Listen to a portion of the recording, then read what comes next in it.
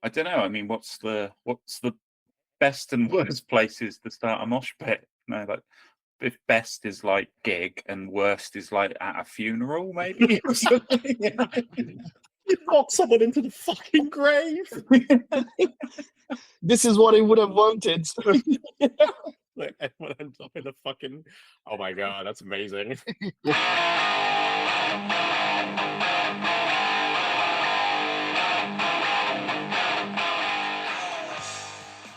Hail and kill, brothers and sisters in metal, and welcome back to Reels of Steel, the Heavy Metal Movies podcast. As always, I'm Matt. I'm joined by Tom, and we're Hail and kill. also joined by a special musical guest. This week, we'll be hearing from London's tremolo-picking tormentors, the masters of, how would you describe it? Post-black hardcore stuff. Ooh, yeah, that's a good one. It's hard because like there's loads of hardcore in there, but I personally don't like the term. Like, I don't think we play hardcore, but I mean, it is. But it's just like, yeah, I guess I just have to leave it to people to check it out and label it their own way. It's awesome for you to be here anyway. And no, you can tell people what they should call your movie. Like, build yourself a pigeonhole and just. I think you should put that entire quote on your genre in like the Metal Archives page. That's your genre. Yeah, Don't I'll quite go like with, hardcore, like- but you know. Yeah, I'll go with Blackened Heavy Rock. Blackened Heavy Rock. Nice one. We haven't said the name of the band and who you are yet. Oh yes, welcome, CALLIGRAM. What's up? Just you are CALLIGRAM. So Yeah, I am CALLIGRAM. One man black metal band. No, there's like 5 of you, isn't there? Yeah, that's 5, man. 5 nutters. that's cool. The other guys weren't foolish enough to come on the podcast. Obviously. I mean, they're like, the other guys are like completely and utterly illiterate on anything TV or movie related. So I was just like, nah. London's Calligram breaks up after podcast revelations. Podcast, yeah. No, we make sure we divide these things so, other people will do stuff on alcohol and weed, and I can do movies, and like someone else can do literature and that kind of stuff. Right. You haven't said your name and what you do in the band either. All right, yeah, I'm Ardo, and I play drums for CALLIGRAM. There we go. Hey, sorry, that was a shit intro from me, but We got there in the end. you're here. We're happy to have you. So that's cool. Thanks, guys. Cheers for having me. When we have a guest, we allow them to bring the movie, or else it's just going to be us talking about Die Hard. So, what movie did you bring for us to discuss this week? I chose an Icelandic film called Metalhead. It's like sort of like a low budget indie type of thing. Quite, I want to say depressing because it deals with like serious things and stuff like that. But yeah, that's it. It's a really good film. It's basically my favorite metal film. It's a good film, unlike a lot of the dross that we've covered so far with like bad special effects and cartoons and shit. It's actually, it's like a movie that would do well at like a festival. It's really good. Yeah, I mean, there's always like the prejudice with like metal movies, maybe because they're all funny. Like when they're specifically about metal, I suppose, like there's always shows the funny sides of metal, which is cool. And what I like about this one is that it kind of mixes like a real life situation and brings metal in as it could have actually happened, which is, yeah, that's what I like about it. Yeah. There was some stuff in there as well. It's like, yeah, it's quite serious, and obviously it deals with like grief and some really heavy themes. But also there were also some stuff in it that made me like laugh a lot as we went through, and some stuff I shouldn't have laughed at, but did anyway because I'm an asshole. Yeah, me too. As I rewatched it, I had a few moments where I was just like laughing because yeah. This is from 2013, so like we've actually hauled the podcast out of the 80s for a little bit, sort of. Yeah, it's set in the 80s, so yeah, that's right. So that's as far as we'll go. We can't get too far away from the 80s. But do you remember what you were doing in 2013? 2013. I mean, I was in the band already. Nothing was happening. We were still like looking for people. It took us ages to find the right people to be in the band. But yeah, I was in London just grinding it out, working lots of different jobs and yeah. But I don't remember anything else specifically other than working really hard and just trying to put a band together. That's cool. Yeah, I think I was still in my couldn't afford to take the tube, so I had to walk like 6 miles to work every day phase. So it's Well, I think I was working for an evil oil company, so I was fine. yeah. But what was going on in 2013? Who had an album out? It's a bit of a weird year. I was like, obviously, like looking it up, and it's like, do you remember Gardinian, the death metal band? I liked them because I bought a T-shirt because it says "Raging Metal Galore" on the back, and I was like, "That's the band for me." Halloween, Nightfall, yeah. Voivod had one. There's a lot of power metal coming out, like Stratovarius, Blind Guardian. There was a Metal big one in black metal. Satyricon, that was out around then, wasn't it? They're self-titled. Yeah, there are a couple that I enjoyed from that time. Some of them like majorly influenced the band as well. Like All Pigs Must Die. Yeah. Nothing violates this nature. I've listened to that a lot.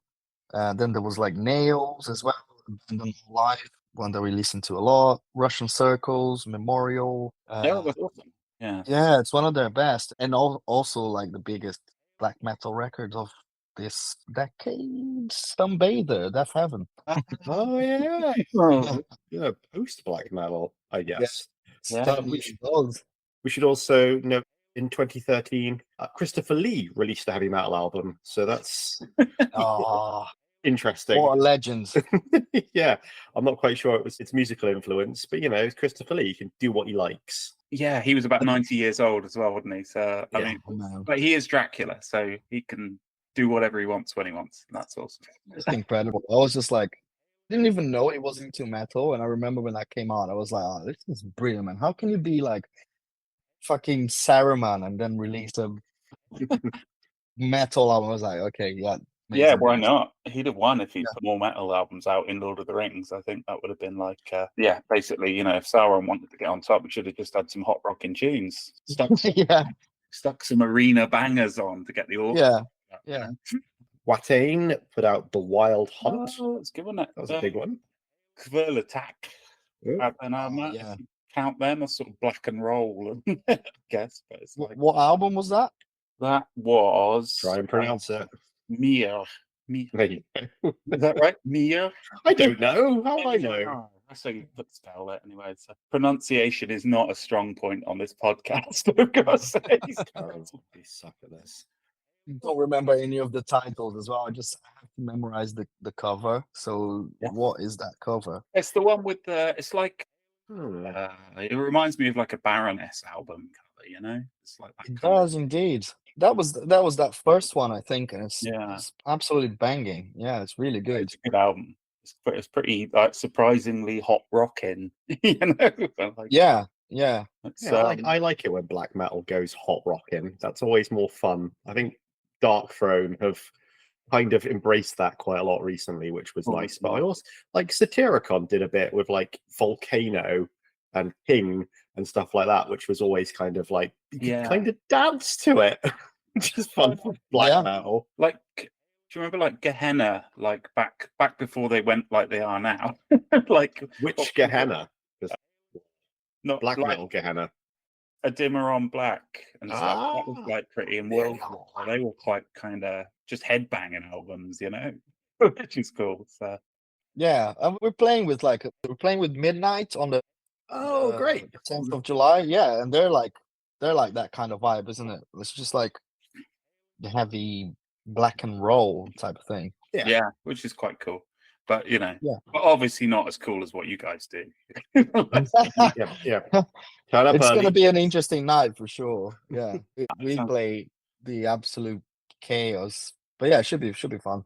Awesome. Big one. So that was 2013, but the year is 1983, and we're in rural Iceland, where playing with farm. dogs, having a lovely time, kids riding around on horses. You and my ride here, expecting a bicycle, and they've got a little Shetland pony. It's adorable.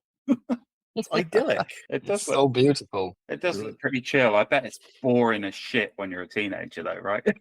I mean, I think we notice what happens when you are a lonely metal person in their teens or early 20s later in the movie. But yeah, it does look pretty bloody dull.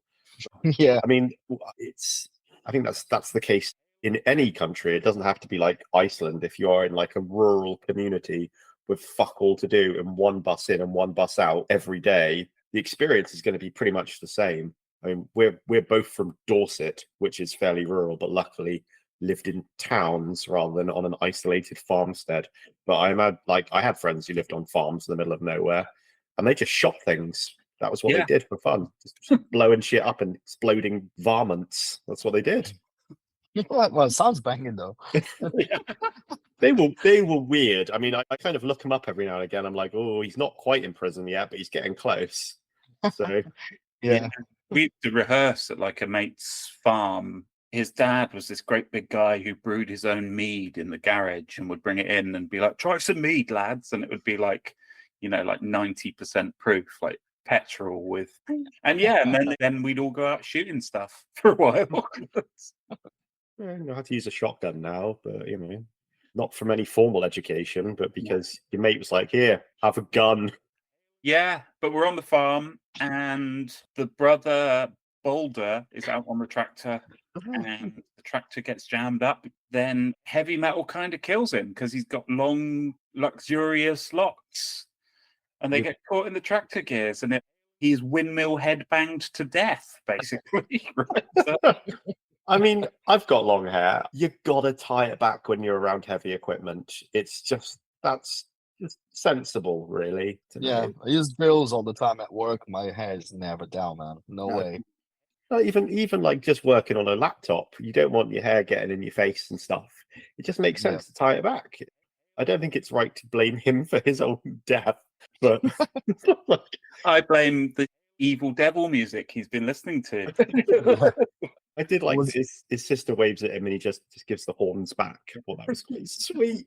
And then he's straight up dead. Yeah, I mean, yeah.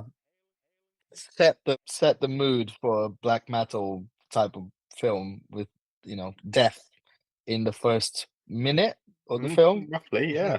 Yeah, it's quite a shocking scene, in all honesty. It's kind of like cute and idealistic, and there's a tiny pony, and then like, oh, he's a cute boy, and there's a cute girl. His head's come off. And you're like, oh Jesus. Normally, I like it. Normally, I like a good kind of decap in a film, but this is like, this is what I mean. This is like an actual serious film that you brought us, and we're seriously like emotionally ill-equipped to talk about it. We're going to talk about feelings later, and it's not going to be very good. No. We're just going to, I don't know, shouting and crying, drinking more. Remember feelings? Yeah, I suppose like usually when you see gore in like horror films, you're like almost like you deserve that because they either took the wrong turn or didn't turn the light on or something, and then they get killed. But that is just like a normal, like you said, a happy scene. They're like playing and then dead. Like you said, like in a horror movie, when someone gets killed, the usual reaction is his head came off. Because it's usually quite funny, and like that's part of the fun of a horror movie. But this one's not a horror movie. This is like nothing else horrific happens. It's all like there's no special effects or anything. It's just sort of like it's almost like an educational movie about like tying your hair up. It's like one of those kids things they used to show you at school where it's like, don't go near the water, you will drown, or don't go in a grain silo, you will drown in grain, or so don't go in a train tunnel, you will die by train. And then they'll show you a kid getting murdered by a train, but like because it's all very realistically shot like a documentary, it's even more shocking. I don't know if you had those. Where are you from? Where did you grow up? Brazilian. Grew up in countryside Brazil. Did you shoot people with a shotgun or? No, I used to kick like trash cans and like ring bells and stuff like that, and like home bells and run away. But that was it. But did you have horrific educational films about don't go cross the train lines or be careful on the road? Not really. Like we actually we're left to roam the streets a lot when we were kids. like my mom lived sort of like in the outskirts of the town where I was born, and if you just walked enough, it'd be like it's almost like a farm type of Mm. place. So like you just get up to all sorts of shenanigans and never be told not to do stuff. Yeah, we had to have like educational movies shown to us because too many children were getting run over by trains, I think. So like here children, watch this film where a small child who looks like you gets killed in a variety of ways.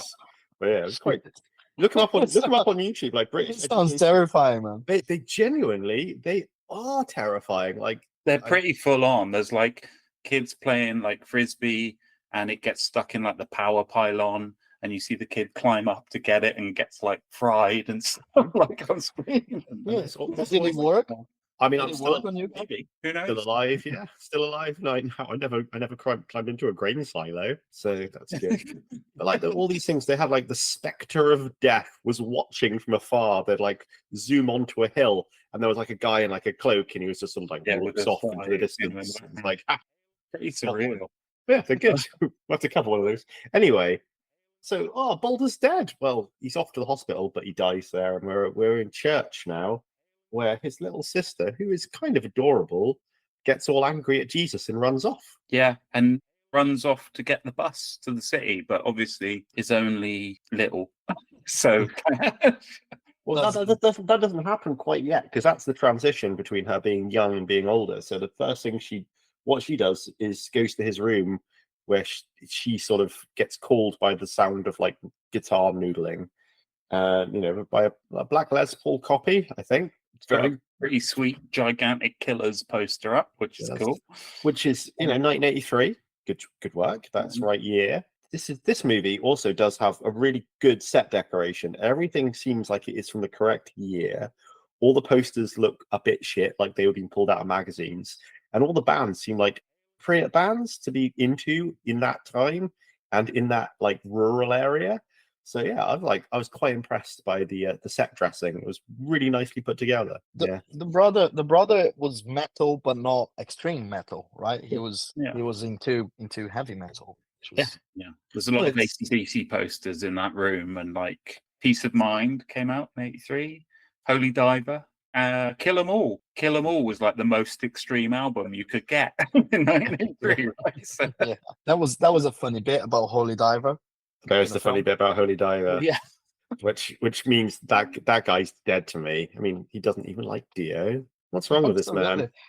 What the hell was she doing with him? It's like, oh well, there's not much choice in the countryside, is there? Yeah. She then goes and burns all of her clothes while Victim of Changes is playing in the background, which is like, what a fucking song. What a great album. Yeah. That's an underrated Judas Priest album, I think. I don't know. Is it? Do people like Sad Wings? I don't know. I don't not really. I mean, it's better than Rock and Roller. Yeah, I mean, I'm a big Judas fan. I'll listen to everything. I don't care. It's Victim of Changes, followed by The Ripper, followed by Tyrant, I think, which is like that's 3 fantastic songs in a row. Rest of the album, not so. I think Dreamer Deceiver, but that's about it. That's the album where they turn into Judas Priest properly. Yeah, and then after that, surprising how they managed to clear those songs for such a small movie. Yeah, because they're like big band songs. Yeah, totally. And it's like this was it was a bit of a flop, because it's like the budget was like $3.5 million, and apparently it made like $60,000 on when it was released. I'm sure it's made more since, like on DVD and stuff. But yeah, maybe that's where the money went. Just they had to send it all to Savatage to get it. They don't need any money, do they? They're Trans-Siberian Orchestra now, so they're probably rolling in Christmas. They're rolling around in the Hall of the Mountain King with their gold and gemstones, enjoying themselves. That's where Savatage live now. But yeah, she's like got a Motorhead t-shirt on. She's got her Big Brother's leather jacket on, and she goes to leave town. Can't quite do it. It's quite sad. With the guitar as well. So I'm like, she's gonna go on and form a band. I genuinely thought that was what was going to happen in the movie, was her adventures in like Reykjavik, like her like getting into like second wave black metal and meeting people and forming a band with like the spectre of her dead brother, like, you know, urging her on or something like that. But she doesn't leave. She doesn't fucking leave. Yeah, Like for ages. Or like she doesn't leave at all. She doesn't leave. doesn't leave at all. It's true. Like, Like- cut to 20 years later, and she's still like sat at the bus stop. But that was something I was yelling throughout the whole movie. It's just like, go to town. Go on. Yeah, even the parents were like, just bugger off, go. Get out of here. Good God. So yeah, Apart it's from, I can only think of Bjork and Hanoi Rocks. Who else comes from Iceland? Minus. They were a band I saw. Remember those guys? Sigur Rós. Sigur Rós. Yeah. Big in- There are some Icelandic metal bands, aren't there? I'm sure there's some like Viking-y bands. Yeah, there's a more recent band. Like I'm gonna murder the band name, but it's almost sounds like Miss Perming, something like that. Miss Miss Burger, yeah, like it's really good black metal band. Yeah, Anyway, Yeah. 20 years later, she's still mucking out the It's towels. 9 years later. 9 years later. So it's 1992 because, as we see at Boulder's Yeah. grave, where she starts playing, it's Me Against the World, isn't it? No, she plays the Sabotage on Is it Strange Sabotage? Winds by the It's Sabotage on the Okay. But Sorry, I got Me Against the World is in it later. Yeah. on. So she plays some Sabotage at his grave, which he died in 1983. And it's 9 years later, which gets mentioned later in the movie. So it's 1992. But also, it doesn't really matter in this movie. No years really matter, apart from the fact that black metal is happening. yeah, nothing changes, right? It's Yeah. like I suppose that's the point. It's like nothing changes. It's like a tiny place with the farm, still just like milk farming and going to church. Yeah. Yeah, The dad has the same jumper as the scene where at the start where he's calling them in. He still has that jumper on later in the movie, so he hasn't even changed his clothes, or he's got like Yeah. lots of the same jumper. But I've had this T-shirt for like 9 years, though, at least. So I mean, well, yeah, I still have like my metal shirts from when I started getting into bands. I don't. Mine fell apart. Like bits fell off of them, possibly because I'm a filthy pig. But I couldn't keep them. They were a health hazard. yeah, I've still got all mine. I think there's about 300 shirts in my wardrobe, and they're like only about half I did of it. I did pass some of mine to my sister, which is like related to the movie. She just like cut them in a way that works for her. Yeah. It's cool. They'll probably sell for a lot of money on one of these. I do. Some of the shirts I've gotten rid of, I'm like, vintage metal t-shirts go for a lot of cash. It's my retirement fund. It'll just be my mate. Just-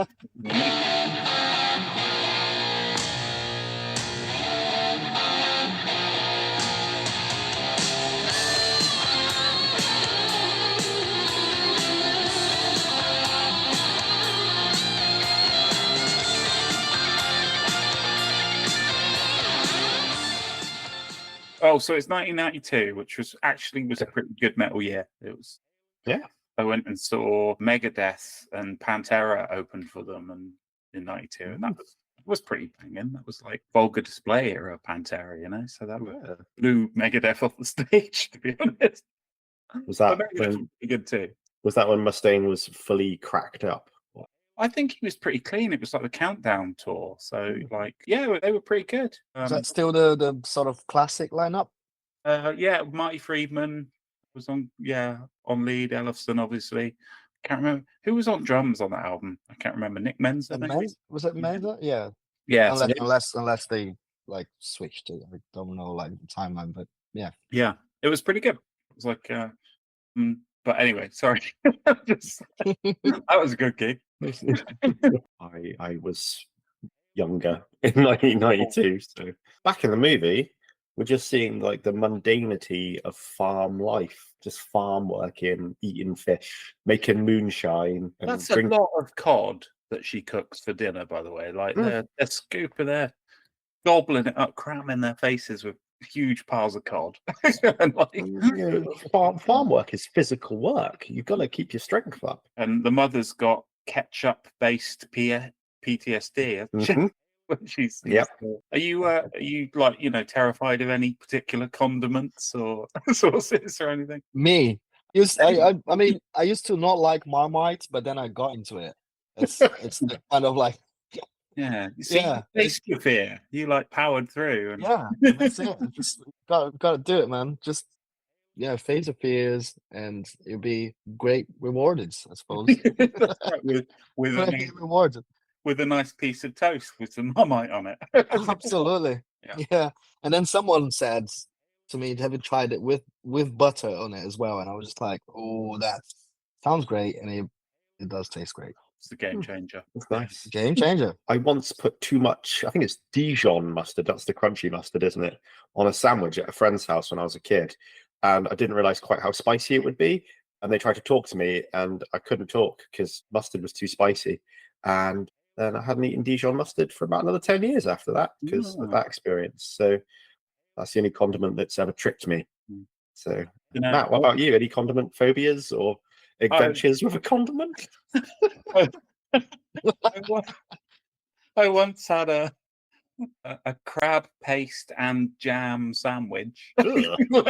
Ugh.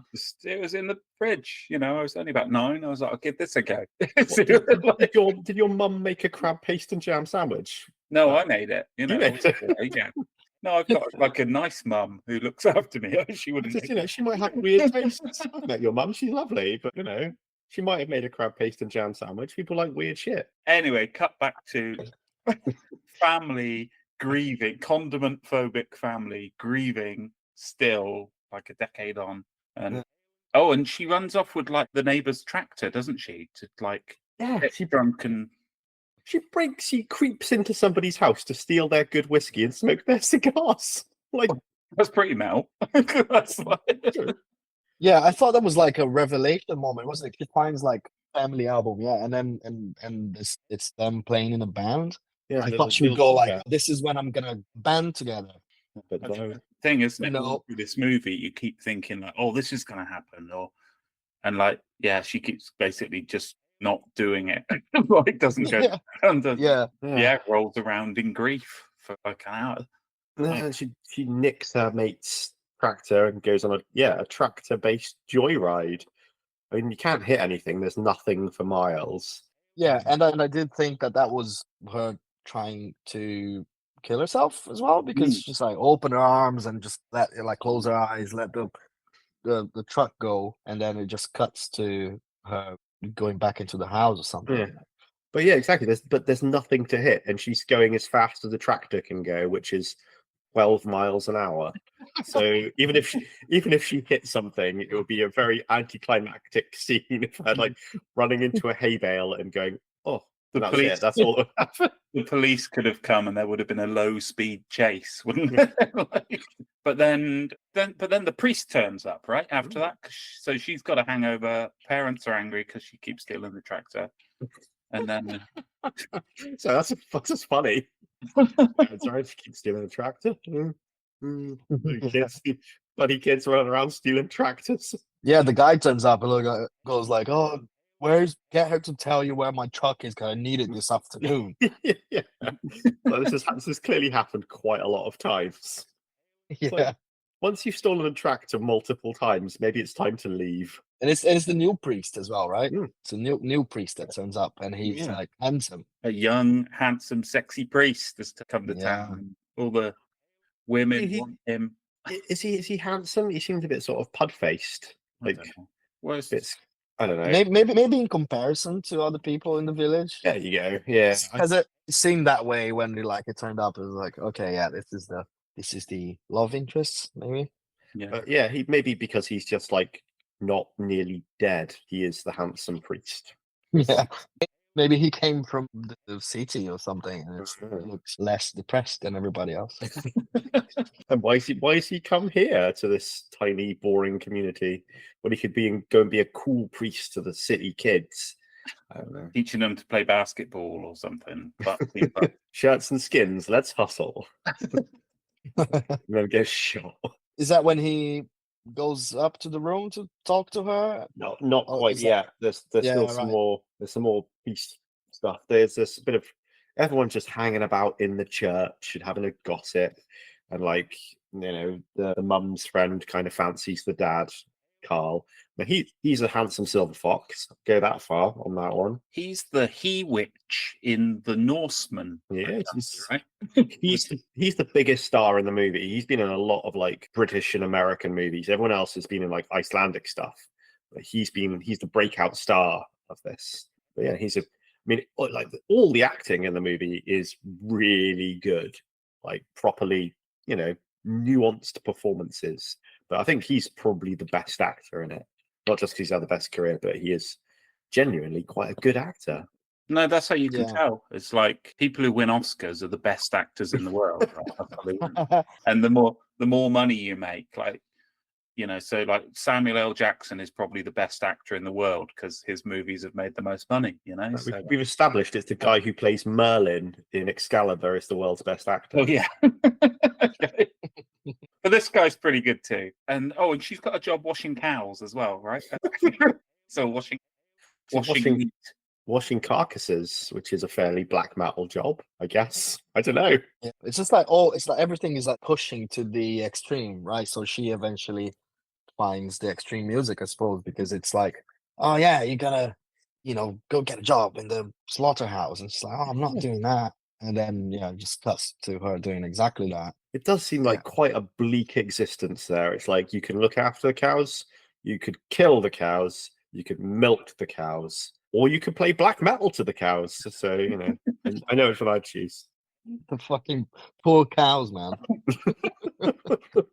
Yeah, she gets like hassled by the guys in the slaughterhouse and just told to wear a hairnet and all kinds of shit. Yeah, I didn't understand what happened in that scene because she's just like jumps into, like, she tells the guy to like stick it up his ass or something, and then goes to the front of the queue, gets a plate, an empty plate, shows it to the lady serving, and then just bounces. And I was like, what was that about? Just like trying to do. Has a hissy fit. she's because I was like mad all the time, right? Yeah, I thought she was gonna go like, you know, serve me first and like fuck all these other people, but no, it was just nothing. Become queen of the slaughterhouse, which would be a pretty metal job as well. That's the name of our 5th album, I believe. Queen of the Slaughterhouse. Was that? Hang on, might be a Regerberus album. Anyway, Regerberus. Queen of the Slaughterhouse on Metal Blade Records. That's the thing, isn't it? So, basically, everyone in this is grieving the whole time, and they're all dealing with it in different ways. And like the woman at the lunch says talks about the dad and says, "Oh, he's the strong, silent type, isn't it?" And that's just because like he's totally not willing to talk about his feelings at all, is he? Yeah. And mum's basically going mental. Washing her hands all the time, and her daughter's just super angry and no one wants to talk about it. No one's talking about it. Like, 9 years have passed and they haven't talked about it by the looks of things. Yeah, isn't there a bit now where she plays "Run for Your Life" by Riot to the sheep and they all run off? Cows. No, I think it's sheep, isn't it? Oh, it is the sheep. You're right. Okay. Oh yeah, isn't that by the slaughterhouse when she plays it? The announcing thing. Yeah. But yeah, we should mention Riot because they're the band with the stupidest fucking logo or mascot out of any metal band because it's a baby seal. So it's a bodybuilder with a baby seal's head. That's dumber. That's even stupider. So yeah, but Riot are quite good. They're quite good. But yeah, like they must have lost a bet or something. You know?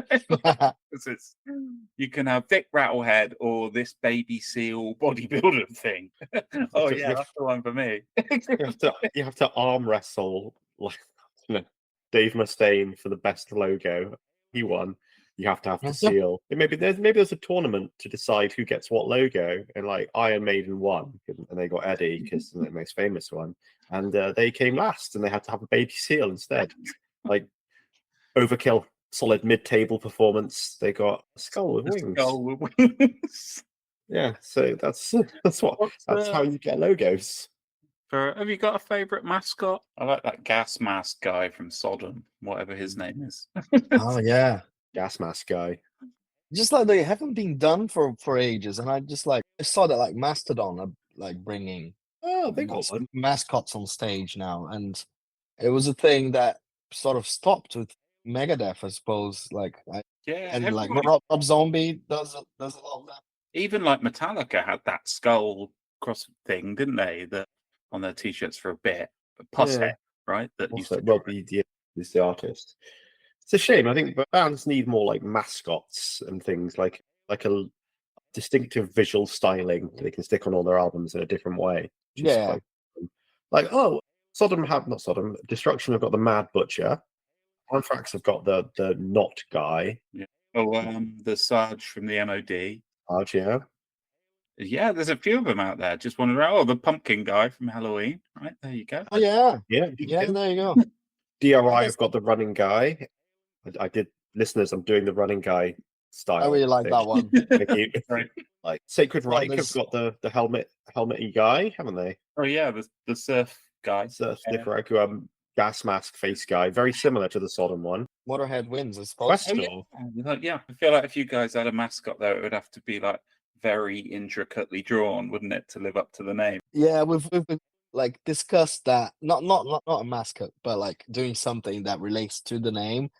And it's always a very brief discussion. And go like, oh, how do I do this? Nah, it's not. Like, no, Oh. it's not. Like, it's gonna look shit. Let's Yeah, I'm not do good. that. You should definitely get a mascot. You should get a guy in a mask to run around on stage and chase you about with like a rubber sword or something. That would Oh, there's definitely add to the aesthetic of your band, which isn't that at all.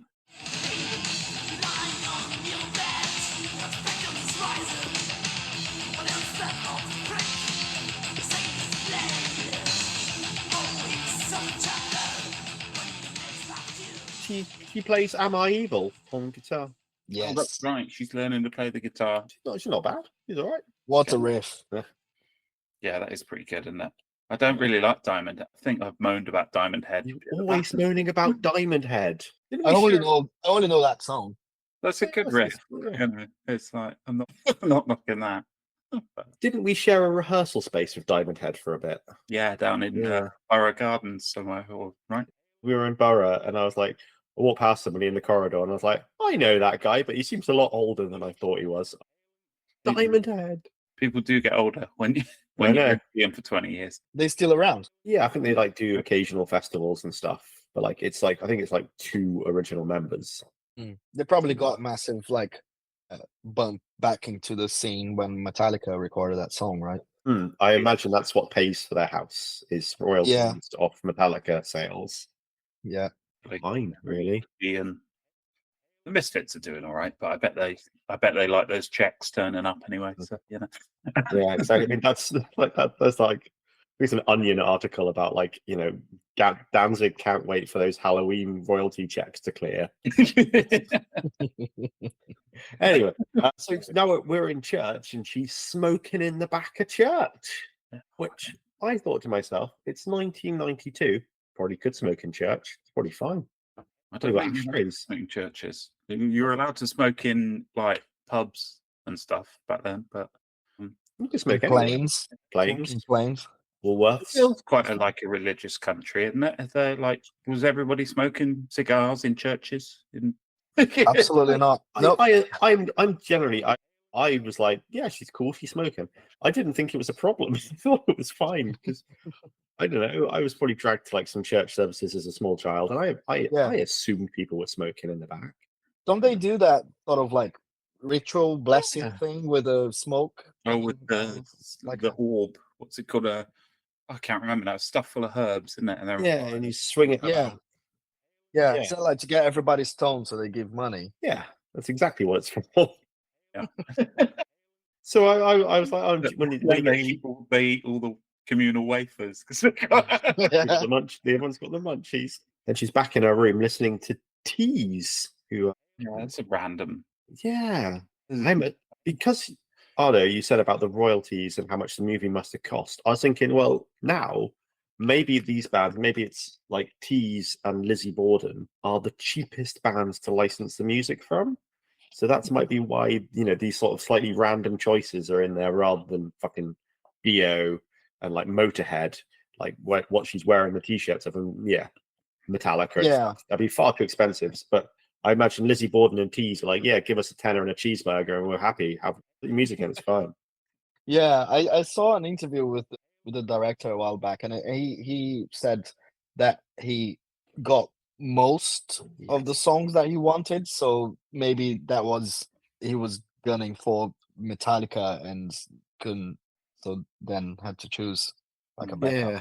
I think the interview said he wanted Wasp in there. He wanted like Oh yeah, something, but he was turned. They said they didn't want their music to be in the movie because it was too anti-religious or something. I assume he was just joking, and it was No, just the money Blackie thing. Lawless is like a full born again Is he? super Christian now, isn't he? He's Oh got very- no! I know, right? Maybe I reckon it's a trick he's using. So like, oh, so is Mustaine, right? Yeah, but Mustaine also likes money. So Yes, Yeah. he does like money a lot. we might have to see how much it costs to license "I Want to Be Somebody" by Lizzie Borden. It keeps appearing in movies. It might be like they forgot to like we talked register it. It might be royalty free. a couple of weeks ago. That song is in at least 5 movies. Right. It keeps popping up, so it's like, Well, maybe let's look at licensing it for this episode. How about that? Well, just don't look. I mean, we put a few drops in there. Don't tell the music police. Copyright enforcement officers. I don't know. rock and roll patrol. Rock and Roll Patrol. I'm Sergeant D of the Rock and Roll Patrol.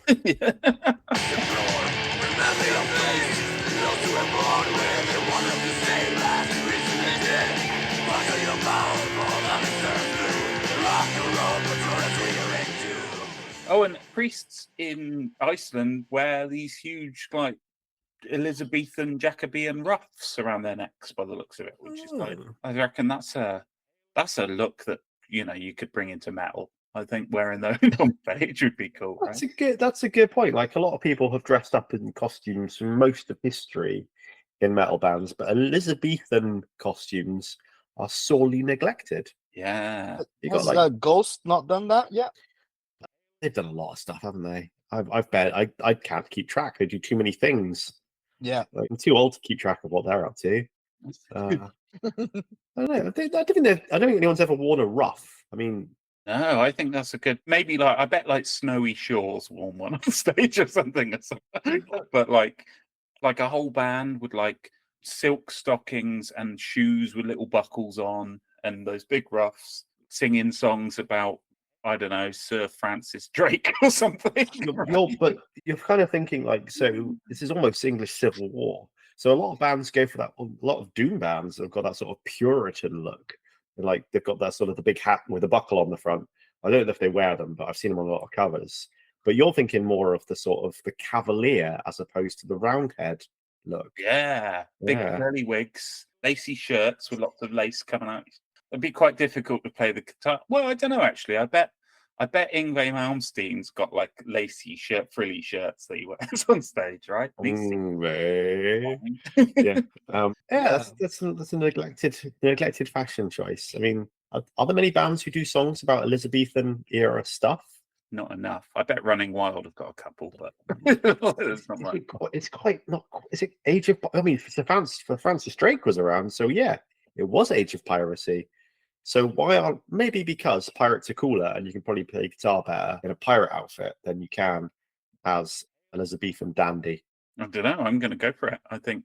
Doesn't Cradle of Filth has some that Or maybe. vibe? All of their stuff's made of leather, so he probably is dressed as an Elizabethan dandy, but we can't tell because it's all black leather and you can't differentiate. I want to see next time we come to see you guys. I want to see you all wearing like silks and velvet and cloaks and stuff. It would work for me because they have like quite short trousers, or are they even called trousers? Because like the socks come up really high. Oh, yeah. And yeah, it works for me for drumming. Oh yeah, that'd be fine for you.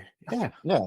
Yeah, it's almost an ideal drum outfit. Just wear that and like a waistcoat, and you'd be fine. Just everyone else dressed as they always do, but you're You're in full Elizabethan costume. What's going on? It's a new look I'm trying.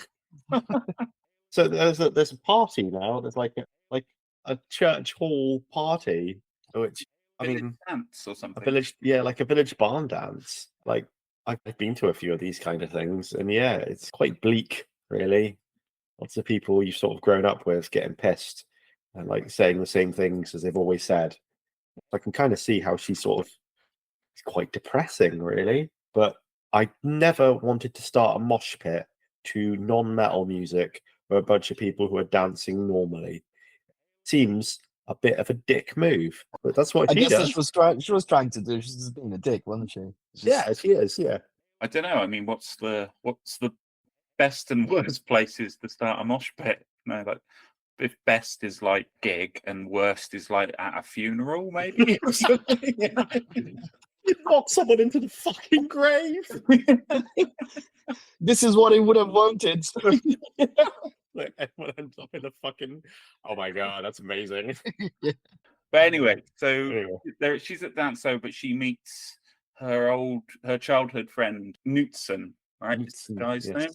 name? Yeah. We haven't really mentioned the name of anyone in the movie. It's Hera Karlsdotter, this main character. That's in it's her. We just keep calling her because she's the main character. She's in every scene. Yeah, and Everyone's got cool names, man. I love those names. Yeah, They all sound very metal. they are. They're good, aren't they? Like the name. I thought that she was writing the name of her band on her demo tape when she sends it off. Yeah. But it's just the name of the town. Like, oh, that's awesome. Svarthamar. that means Black Oh. Hammer, doesn't it? Is that It the means name of the Black town? Rock. Yeah. Black Rock. Oh, okay. Oh, that's Yeah. quite cool. I wish I lived in Black Hammer. But Anyway, but yeah, she there's some moshing, but then she wanders off with her childhood friend for rural a roll in the hay. literal roll in the hay. Yeah. Possibly the least sexy sex scene I've ever seen, and that's after seeing the one in Excalibur. So it's taken the crown, whether it wants to or not. Yeah, Pretty bad. Yeah. it's a weird scene as well. It's like, so she was super pissed off, but then she's having fun, but then she's like, oh, let's bone on down. And then it's like, Yeah, then because I again. think he like touches her breast by mistake or something, and then she gets annoyed, and he goes like, "Oh, I'm sorry," and she's like, "Oh, it's fine. It's not gonna explode," and like puts his hand back in. And it's like, "Oh, it's kicking off." It's all going on. Yeah. And then they go and do the sex or the bone, or in the words of this podcast, bone down to Symphony of Destruction. Oh yeah, that's it. Which is quite a good beat for shagging. It's like, you don't want, I'm trying it now. you don't want to try Yeah. to next to black. It's kind of like a mid-tempo thing, right? It's not slow, it's not fast. It's a four on the floor, isn't it? In most drumming terms. But yes, I don't know, I'm not a drummer or a musician, to be honest. You're going to fuck to a blast beat. You'd be like, Has Calligram put out any songs for boning? Yeah, why not? yeah, all songs are about boning, aren't they? Well, I was going to say not about, but Yeah. ideal I sex guess- music. Bit of Barry White, bit of Calligram, bit of White Enya. Snake. I don't know. White Snake. Put on your sex playlist. Yeah, man, whatever works. There's some sexy metal. Like I think the first Danzig album is quite a sexy album, but all right. Yeah, but you're Yeah, you're true. a weirdo. It's quite bluesy. Yeah, Quite exactly. bluesy, isn't it? Yeah. Like blues is like Yeah, it works. Exactly, it works. I mean, I thought the first 3 Danzig albums are pretty good. After that, not so sure. But any other thoughts on sexy metal? Oh dear. I would go with something like Chelsea Wolf. Yeah, smooth. If I was going to put music metal on for sex, to have sex to, I think what I'd want to put on wouldn't be the same as what I'd actually put on. You know what I mean? Like, I wouldn't want to scare anyone away. But you want to put on Yeah. Altars of Madness. But you'll put on Lovage instead. Oh yeah, Yeah. Lovage. There you go. There's a sexy album for you. It's metal adjacent. Mike Patton counts. Mike Patton can, is a seductor, but yeah, he's Turbo Lover is a good one. A bit of Priest, bit of mid-period party Priest. Yeah, I'd go with that. Absolutely. Keep it going, get a rhythm going. That's what you need. And that fades out. It's a painkiller, and you just snap your dick off.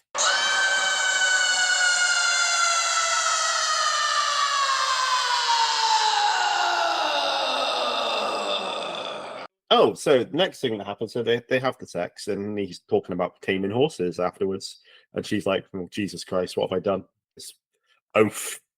Oh yeah, But he's super excited by it. That's the thing, right? We're like, oh, it's super boring and like nothing happens, but he's well into it. He's like, walking a horse around and around a pole is what I want to do with my life. That's like, Yeah, it's definitely making a thing of it. It's like, I need to tell you something.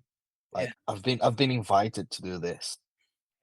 I was like, oh, yeah. what is it gonna be? he's got to tame one horse. Yeah, full on expecting him to be like, I've been offered a job in finance in the city, or Yeah. I'm off to join the army or something like that. But no, I've got to tame a horse. I thought he was going to tell her that he'd always loved her, and that was like, I thought it was going to be like a big reveal. Yeah, not just yet, but No. And she'd freak out and throw him out to anyway. come. But I think that kind of shows the mundanity of sort of like rural life. That's the excitement. Oh, I'm going to tame a horse. Oh, check me out. Sex music, taming a horse. But yeah, that's all that's going on. That's the biggest thing in his life.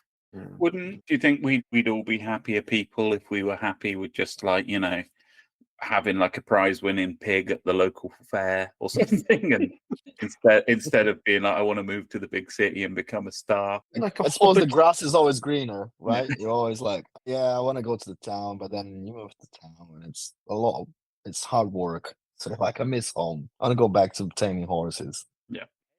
I'm like, when I was living in not a small town, but like a town in like south of England, all I wanted to do was like move to London, because that's where everything was happening. That's where all the cool shit was going on. But once you've lived in London for a while, you're like, oh fucking hell, it's quite exhausting.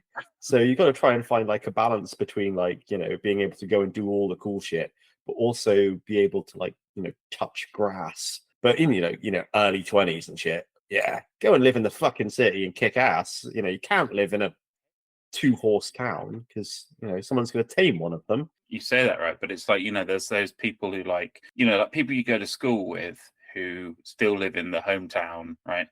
But they've normally got like, they own the biggest chain of laundrettes in the county, and they've got like a 9-bedroom house and 6 kids, and they're super happy. And but then you talk to them and you're like, so what are you up to? And they're like, I've been watching television. Yeah. And you're like, oh, have you been anywhere recently? And they're like, been to the restaurant in town. Yeah. And you're like, all right, yeah, fine. But they're happy. They're happy being the greatest horse tamer in Iceland.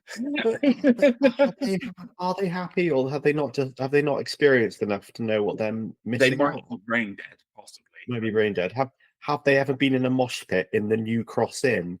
Have they ever played a shit gig at the Bird's Nest? Have they ever been mugged on the Central Line? 5 sweaty men all wearing leather and drive 300 miles home the same night. Miss the last train, so you have to, like, takes 2 hours to get to your place. Yeah. Have you ever met a B-list celebrity in a bar in London and been like, oh look, it's that person, amazing, and then had a little chat with them?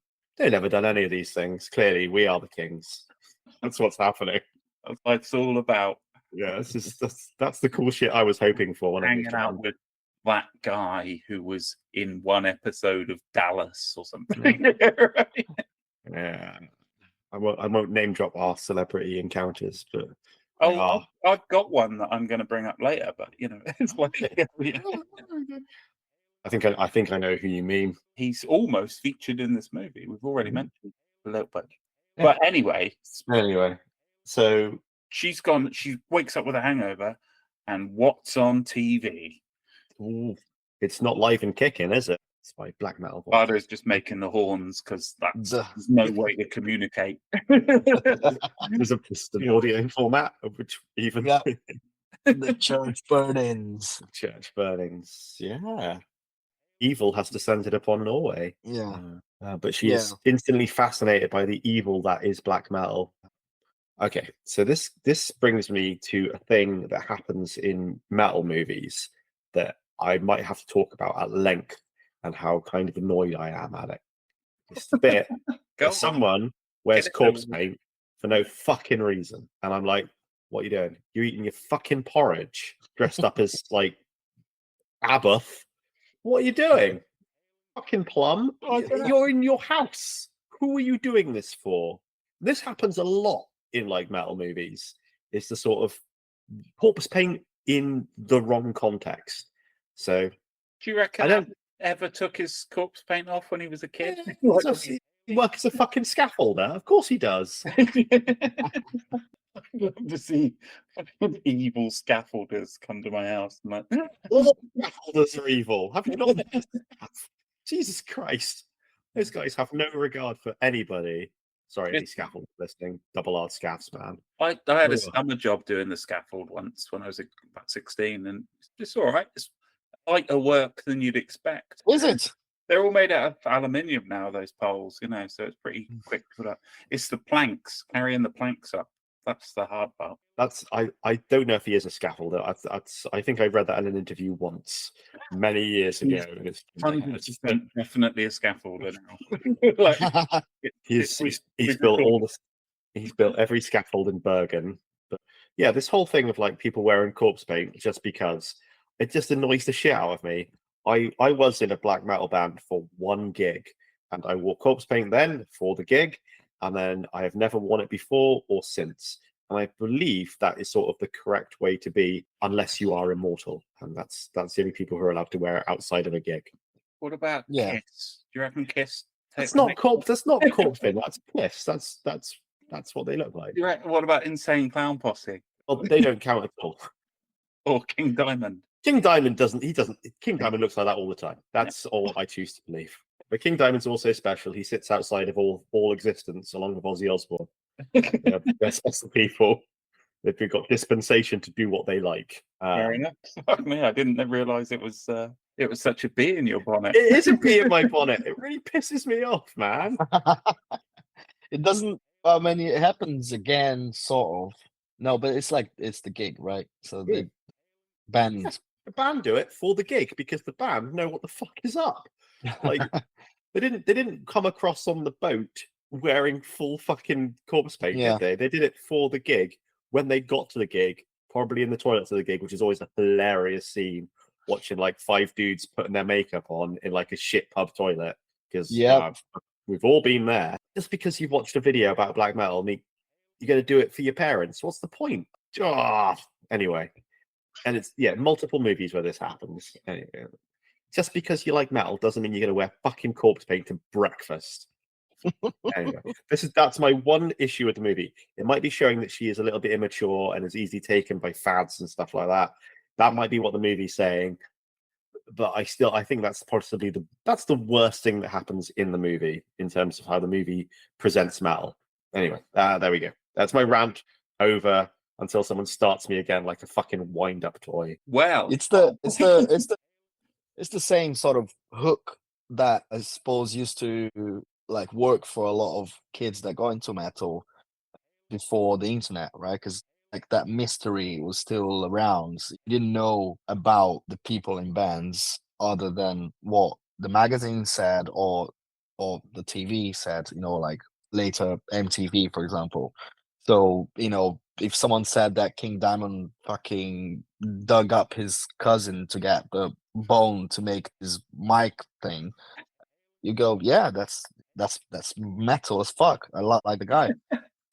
And in that case, it was exactly that. It was like, hating church, and then it goes like, oh, these guys are burning. Yeah, it's just the fuel, isn't it? You go like, yep, this is what I want to do. Yeah, it's still a few years before you get anything on the internet, really, not until the mid-90s, so it's like, yeah, you're right, it's just whatever like Kerrang told you about a band is literally that's all you would know about a band, even if because nowadays you can like just go on Instagram and see the guy eating his noodle or something, like it's just like that. All right, that whole mystique is gone now. Like this dude is just some dude. Yeah. That is 100% true. Like when I was like an early teen metalhead kid, like bands were like this mystical, ethereal other, like the coolest thing in the fucking world. And then they're not. They're not anymore. It was like No, it's quite sad, isn't it? I'm not sure. Maybe kids like these days, maybe when you are like 13 or 14, bands are like this amazing sort of, untouchable elemental object. Whereas now when you're like a bit older, they're just your mates in the pub. It's quite sad. that's it. That's it. But I think that mistake as well also like is what allowed a lot of these, people in bands to get away with a lot of wrong things they did in the past because you just didn't know. Yeah. Obviously obviously the magazines didn't and still sort of don't cover the negative side of things. You won't really see like a feature on Phil Anselmo being a Nazi. I don't know, like there will be like something on the website, but it's not what the big outlets are going to be And covering. even if they do a feature on, like that, then they know that they're going to get like a bunch of assholes in the comments coming back Yeah. at, right? Whereas you didn't have to deal with that in the past, and it's like, Yeah, but yeah, you're right. It's like you could just say anything. Like you just send a press release saying like we are the plasma gods from the ninth dimension, and like they're like, okay, yeah, They just- But we did send a press release that said that, didn't we? well, yeah, pretty similar thing. Yeah. Yeah, it's a double-edged sword, isn't it? The mystique of the band disappearing. But maybe the other thing is because we are, we're metal lifers. We've been doing this for a long time. Maybe that's why the mystique has worn off a bit. Whereas if you were, just coming into the genre and being a metalhead for the first time, then the mystique is still there. Whereas now, we've had pints with Michael Amott, and, seen Bill Steer down the pub and shit like that. It's like less of it's there anymore. But when you are just starting out, these things are untouchable. Maybe, I don't know. yeah. I suppose like also where you come from. I like just from experience. Like Yeah, it took me ages to be somewhere where you might bump into people you're sort of idolize. yeah. So yeah, like first time it happens, you're like, oh shit, like starstruck. But then it's like this is just where people live, and they need to go for a pint as well, Yeah. same as you. Not on an isolated farm, but yeah, like Tom said, both of us are from like farm country, basically, like small towns out there, and it's like, yeah, used to take like 3-4 hours to get to London. You'd see a gig, then you'd have to just kind of hang around the train station all night waiting for the first train home because you didn't have any money to go anywhere or to stay in a hotel or anything. Yeah, and like this is like in the middle of Iceland, in the middle of nowhere, right? So she'd have no way of knowing about black metal at all, except for like that one news report, and that's why she's like, oh, I've got to take this straight away, So maybe she does think that they wear corpse paint all the time because the only time she's seen them is so I might have to forgive the movie now. You've taken away my self-righteous indignation. I was quite enjoying it. There you go, you've come full circle. The movie's better than I expected, but other movies do the corpse paint for no reason set in today's times, and that's unforgivable. Fair enough.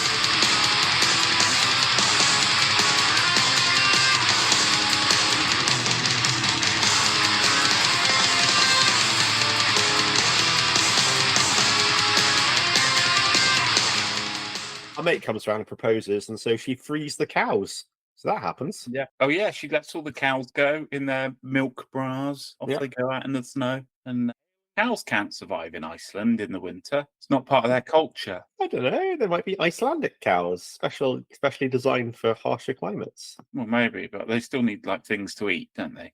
I think the clue is in the name with Iceland. It's not good. It's not cow country. That's what I'm saying. Yeah, I thought it would be like those sort of furry cows, Yeah, like Highland cows.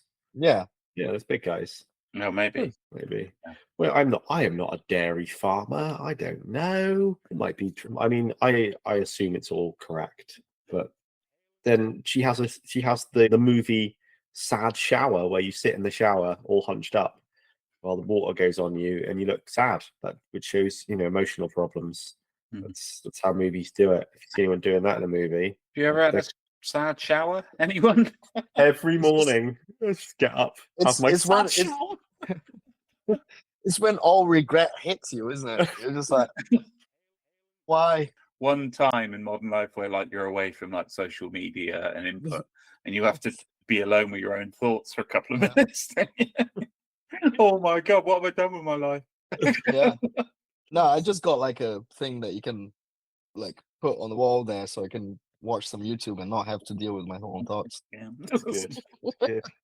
I don't know. I've never really had a sad shower. I've had ones where I've been so hungover, I've had to have a sit down, but that's about it. I've fallen asleep on the toilet floor a couple of times. I don't know if Yeah. Then the police came, didn't they? Well, honestly, that happens once, and you never hear the end of it. It's It was in my house. It's a story for another time. But it's a sad shower, and the priest comes back, doesn't he? He does. To have a little chat. I'm just going to say, I'm glad the parents came back and found the cows. Like, I don't care how angry that you are. You don't have to kill a load of cows, But the cows didn't go anywhere. The cows were in the front garden. They just didn't They didn't go any further.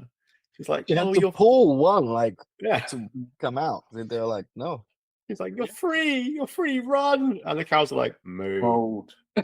moo, no. No. The cows, we like it here. It's very cold out there. Yeah, but then the priest comes back the very next day and actually questions the parents a little bit, doesn't he? About do you guys need therapy or anything? And they're like, that's not what we're saying. She's the one, she's the little bitch. Bit harsh, but yeah. Throw her under the bus straight away. But he's like, I know that you two are mental as well. So all got problems. And then he goes, because he goes like, how's married life? Yeah, exactly, right. And he's like, have you ever? Oh no, this isn't the problem. Well, it does look like it. Looks like it to me, weirdies. Yeah, and then he goes to their teenage daughter's bedroom and takes his shirt off. There's a bit more to it than that. No, but yeah, in the name of God. Was it name of metal? That's in the name of a bad Eddie tattoo. It's not a good tattoo, is it? But again, it was 1993. I don't know. Tattooing technology has progressed since then. But my delivery driver came over today for our shopping, and he told me that I had the best T-shirt of the day because I'm wearing a Scorpions T-shirt, and he told me he had 2 Scorpions tattoos. Also, he had a Van Halen tattoo, which he then showed me. It was the worst fucking tattoo I've ever seen. It was so bad. I didn't want to tell him. He seemed like a lovely guy, but I was like, was it just like a V8? It was just a V8. It was just a logo, but it was like really bad. David Lee Roth. It'd be great. I would prefer if it was huge, life size. Yeah, lift his top up. No, he's like, I'm not showing you my Scorpions tattoos. I'm like, I'm not going to ask to see them. But yeah, that was my interesting thing that happened to me today. I feel like I appreciate shit tattoos more than cool ones. It's just like now that everyone's got them, it's like boring. Like if I see like a really shit one, it's yeah, that's the true stuff. It's more dedication to the art. Yeah, absolutely. I definitely have a few. Yeah.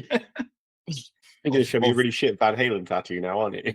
I've got a fucking terrible tattoo, which is why I never show anyone. I've got one good one bad one. So, but yeah, the priest has a bad Eddie tattoo, and he's a metalhead too. What? What the heck? The cloth who's into metal. No. I was fully expecting like some sort of Judas Priest puns, but we didn't get any. Possibly because the word for priest in Icelandic isn't priest. I definitely thought about it. Absolutely. I think we all did, right? It's like priest, metal. Yeah. Where is it? Didn't get any. So I was like, okay, you're clever. You're above making a silly priest joke. All right, movie, you're better than me. It's fine.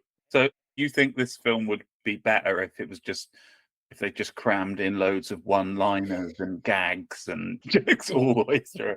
Yes. Also, maybe a gunfight and an explosion. God, no. Yeah. What's playing? We've got Strange Wings, the Sabotage song, which was playing earlier. Yeah, Sabotage are great. I've seen Sabotage live once, and they were supporting someone. I can't remember where I saw them. They were like the support band for. It might have been Motorhead, maybe. And That'd be a fun night. but it was in like a little hall with like 200 and 300 people there, and it's like. But anyway, I didn't pay much attention at the time. I was like, "Oh, who gives a shit?" And then, and then obviously they split up, and there's never the chance to see them again. So yeah, so so fuck me, right? Yeah. And now Sabotage formed Trans-Siberian Orchestra, who I play relentlessly at Christmas, much to the chagrin of my entire family. I know that's all we're playing for the next 5 days. And those guys have got like fucking 8 concept albums about Christmas. It's mad. They've got like 1,000 singers. It's quite the thing. Just a shortage of concept. Let's just stick to the same one. It's all that. All of our albums. It's like a Christmas. There's a Christmas somewhere else. Then there's the toys, and then there's like, oh, we're quite poor at Christmas, and then Christmas on a mountain, and there's Christmas somewhere else. I don't know what the fuck is going on. Usually it's on shuffle, so it doesn't make any fucking sense. Do you think they're like one of those like people obsessed with Christmas that like just have Christmas decorations all year round and just like Maybe Sabotage were like that to begin with. Maybe they were all obsessed with Christmas and like, how can we make this work for us? How about a Christmas metal band? That sounds like a stupid idea, but it might just work. Off they went, and it did work. It did work. I really want to see them live. I'm like, that's like one of my top bands I want to see live is Trans-Siberian Orchestra. It's like, yeah, top of the list. it has to be at Christmas, man. It has to be like in December. Like I check their website every year to see if they're touring in the UK. Like if they don't, like in the next 2 years, I'm 100% going to fucking like Munich, the most Christmassy city in the world, to see them. So that's happening. Glad we've managed to get a bit of a chat about the happiest Christmas metal band of them all in the middle of this black metal movie that we're watching. Nothing says first wave, second wave black metal quite like the There's a link. Like Halford is into his Christmas albums as well, isn't he? Yes. Christmas. Halford's done Christmas songs as well. Yeah. Bad News did Christmas songs. Yeah. There's no presents for Christmas. King Diamond, of course. King Diamond's everywhere. He transcends everything. He's like the mascot of this whole fucking podcast, is King Diamond. He's in every episode. Can we get back to talking about this movie? No. So she jumps the priest. She jumps him. She goes in for. Oh yeah, she wants to bone down. He's been a bit nice to her, and she's like, "Oh, he might understand me. Let's bone on down. Let's do it." I mean, like, I can't blame her. The first person that turns up and is into the same stuff as her, like, you go, this is it, mate. Yeah. It's happening. Yeah. And he's all dressed in black. He's got his maiden tattoos. He's like, Yeah.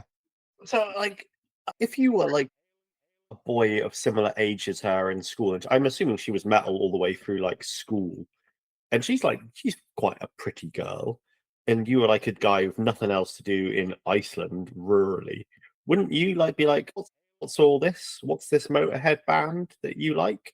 What's going on there? Wouldn't you be like a little bit interested? And surely she'd like have made some friends just by like sheer force of will of her personality and her complete dedication to metal throughout her entire like school life. I just find it difficult. Kind of what happens, isn't it?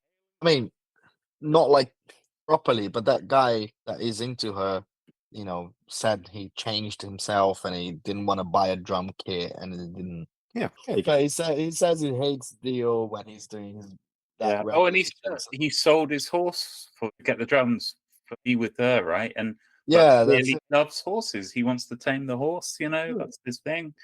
But that's how much he means to him. I didn't like properly turning to a metalhead, I suppose, and that's what. Yeah, and that's unforgivable. Absolutely, he's a poser. That's what happened. Who could love anyone who's not a metalhead? It can't be done. Right? Sooner or later, you get found out if you're a poser. Yeah, you will, and then you must leave the hall. So, which he actually does. I'm surprised that she did not find anybody at all, and she's just all on her own. you know, she hasn't got our punk mate or her like indie band mate or something like that. It does seem like maybe the school was tiny, maybe there was no Well, one around. they say like when she's talking to Knutson's sister, Elsa is there, right? Who was one of the kids at the start, and she said she's a teacher now and she's got like 20 or 30 kids in her class. And she said, do you remember we only had like 4 in my mum's class or something, right? So yeah, but then there'll be people who are older and younger and stuff. This it you know, this transcends just who's in your class. also she's like furious all the time. And She does, yeah. So, maybe there was like a band. Maybe there was like a bunch of metal dudes and girls in her class, and they were like, "She's a bit fucking intense, isn't she? We just want to hang out and listen to Sabotage, and she just wants to set fire to things." Oh, it's true. You don't want to hang around with posers, but also like people who take metal too seriously are just as bad. yes. Like everything is metal all the time, only metal. You're just like, oh, okay, mate, I've got to go and go down Tesco and do the shopping, you know. Yeah, I'm not wearing corpse paint. I'm not going to wear corpse paint to fucking Tesco. I'm just going to do my shopping. Don't try to pretend that you don't go to Tesco, because you do. We've all seen you. We've all seen Danzig buying cat litter. So we'll have to go. I find that whole mockery of Danzig buying cat litter to be quite mean. What the fuck's wrong with what the fuck's wrong with just caring for your cats? It's mean, but it's funny as well, man. I don't know. Yeah, did you see the cum thing? That was What thing? Yeah, when someone like hacked into his Facebook and said, and he posted that he is it right to say this stuff? Yeah. Say what you like. Yeah, no, yeah, they posted something like I wank and eat my own cum or something like that, and he had to like post, said, "Oh, don't do this." And it was even funnier when he There's that old MTV interview with him, isn't it? And he's like, these are my books, like showing them around his house, and he's like, this is like a werewolf book. I've got a lot of werewolf books. It's like dead serious. Yeah, he's got a lot of werewolf books. Of course he does. He's fucking Danzig.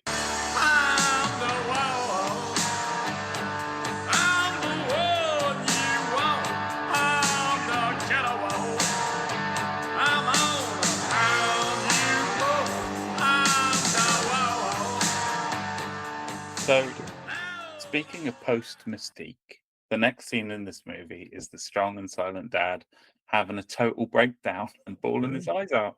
He can't take it anymore. Yeah.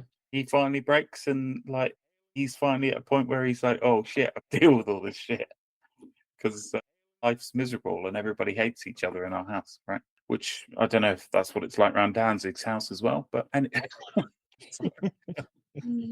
and she's fallen in love with the priest and gives him a demo tape, right? And so, and later on, like some people turn up who've heard that demo tape and they're like, "Oh, it's on the tape trading circuit." So the priest, no, she gives him a mixtape, and isn't that where they're hanging about in a car listening to some changes? Oh, she might have given him a demo tape. I can't remember. Oh no, she does give him a mixtape. You're right, mixtape, because she says the music isn't ready, and then goes to the next her like one person project. The next scene is her doing like properly recorded like second wave black metal, because it's recorded on like a 4-track in a shed full of cows with cows mooing in the background. My first band's our first demo we had one of those 707 drum machines for because we couldn't find, because nobody played drums in the whole town at the time. So that's why we're importing drummers from Brazil currently. Got a severe drummer shortage. Brexit benefits. There we go. I'm surprised I'm not in like 7 bands. I get invited to them. After we've recorded, we might have to ask you to join Regerberus. I mean, it sounded so cool that I was gonna offer it, but I don't want to impose.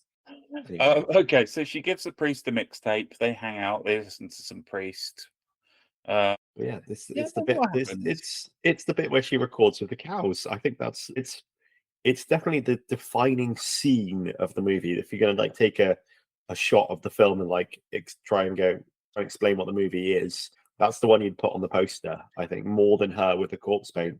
It's her like with all of her equipment recording all on her own with loads of cows around her in like the middle of nowhere. That's kind of a cool looking scene. Like, yeah, Ulver, didn't they record in like a 4-track in the woods for like one of their demo or one of their albums? And like, this is proper old school how you would record black metal back then. I think it's quite cool. I mean, it's like well Yeah, done. I quite like the tune. Yeah, it's Yeah. quite good. Yeah, it's like that tremolo sort of higher end stuff with like a dirty drum machine sound. It's quite fun. Yeah, I think because she used the drum machine, it sounds like quite industrial in it. Mm. It's like, yeah, that's cool. Yeah, That's one of the things. Bands like fake bands in movies are usually awful or sort of off genre. They're like, oh, it's the greatest death metal song you'll ever hear, and then it sounds like fucking power metal, and you're like, that's Yeah. not right. Whereas Mm. this actually does sound like somebody recording in a shed with cows on their own. I'm like, Yeah. oh, well done. That's quite Yeah. good. Yeah, that was the other thing. Like, I really hate on any like films that have musicians on and they playing. Mm. Like, or, you know, whenever you see the hands and it's like something completely not playing, I'm like, could you not like take some lessons, man, and just like learn a little bit so you could like at least especially with drums. Like when I see like the drummers going nowhere near what the music's doing, I'm like, this is ridiculous. It's embarrassing. And she did learn to play guitar because the director like 12 months in advance before when the film was planning and said, oh, you know, you've got a whole year to learn. So she did. I don't know if she recorded the track, but you know, she's playing the stuff, which is cool. At least at least like her hands higher up the neck when the notes are higher and lower down the neck when they're lower, right? And yeah, that's it. Yeah, it's all it takes, just a little bit of better. What is the most egregious example of someone not playing drums when they're supposed to be playing drums in a movie? It's not something. I mean, I'm not a drummer. I don't know. Oh man, it's like most of them, you know, like most of them. Aside from, and I don't know what happened in Whiplash. That's like that's a drum film, It's but heavy. yeah, but it's pretty good. I don't remember. I think the guy learns. I don't know, but I don't remember it being shit. This is my only like memory. But yeah, but most of the films like off because I suppose it's something that most people won't pay attention to, but that does my head in. I'm like, I can see the last. Maybe it like depends on the film as well, because it's like, yeah, like you're saying, like Whiplash, it's like it's a film about playing the drums, and like maybe he was like, okay, I better like learn to play the drums a bit. Yeah.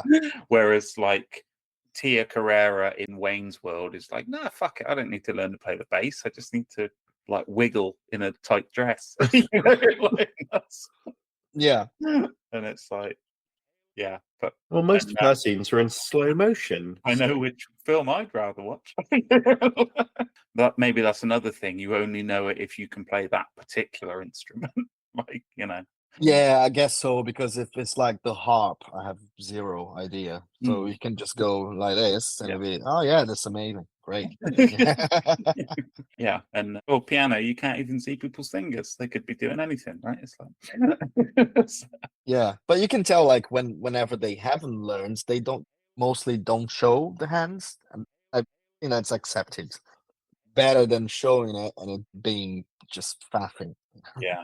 Have you ever seen Crossroads, where the guy from the Karate Kid has to play guitar against the devil's guitar player at the end?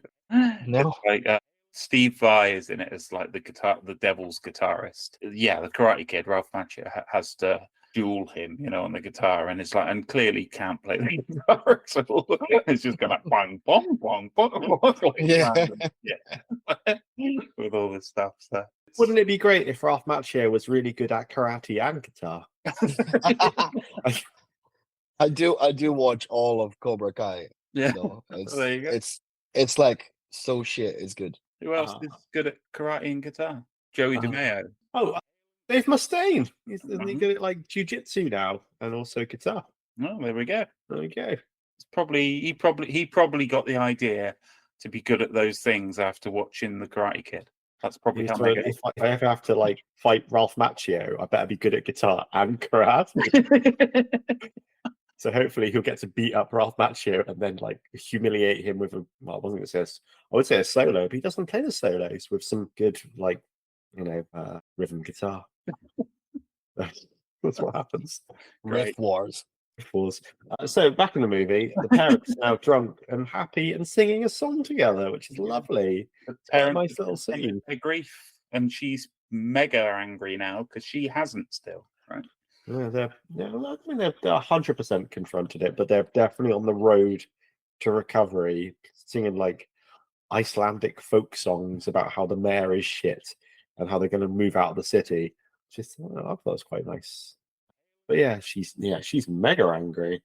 So off she goes to the priest's house to seduce him. Was that her intention, or was that what she just thought about doing? I don't know. Yeah, I think so. Yeah, dropped like a little bit of the metal look. I thought she looks like, Yeah, like when you're going out, lipstick, and she had like going out clothes.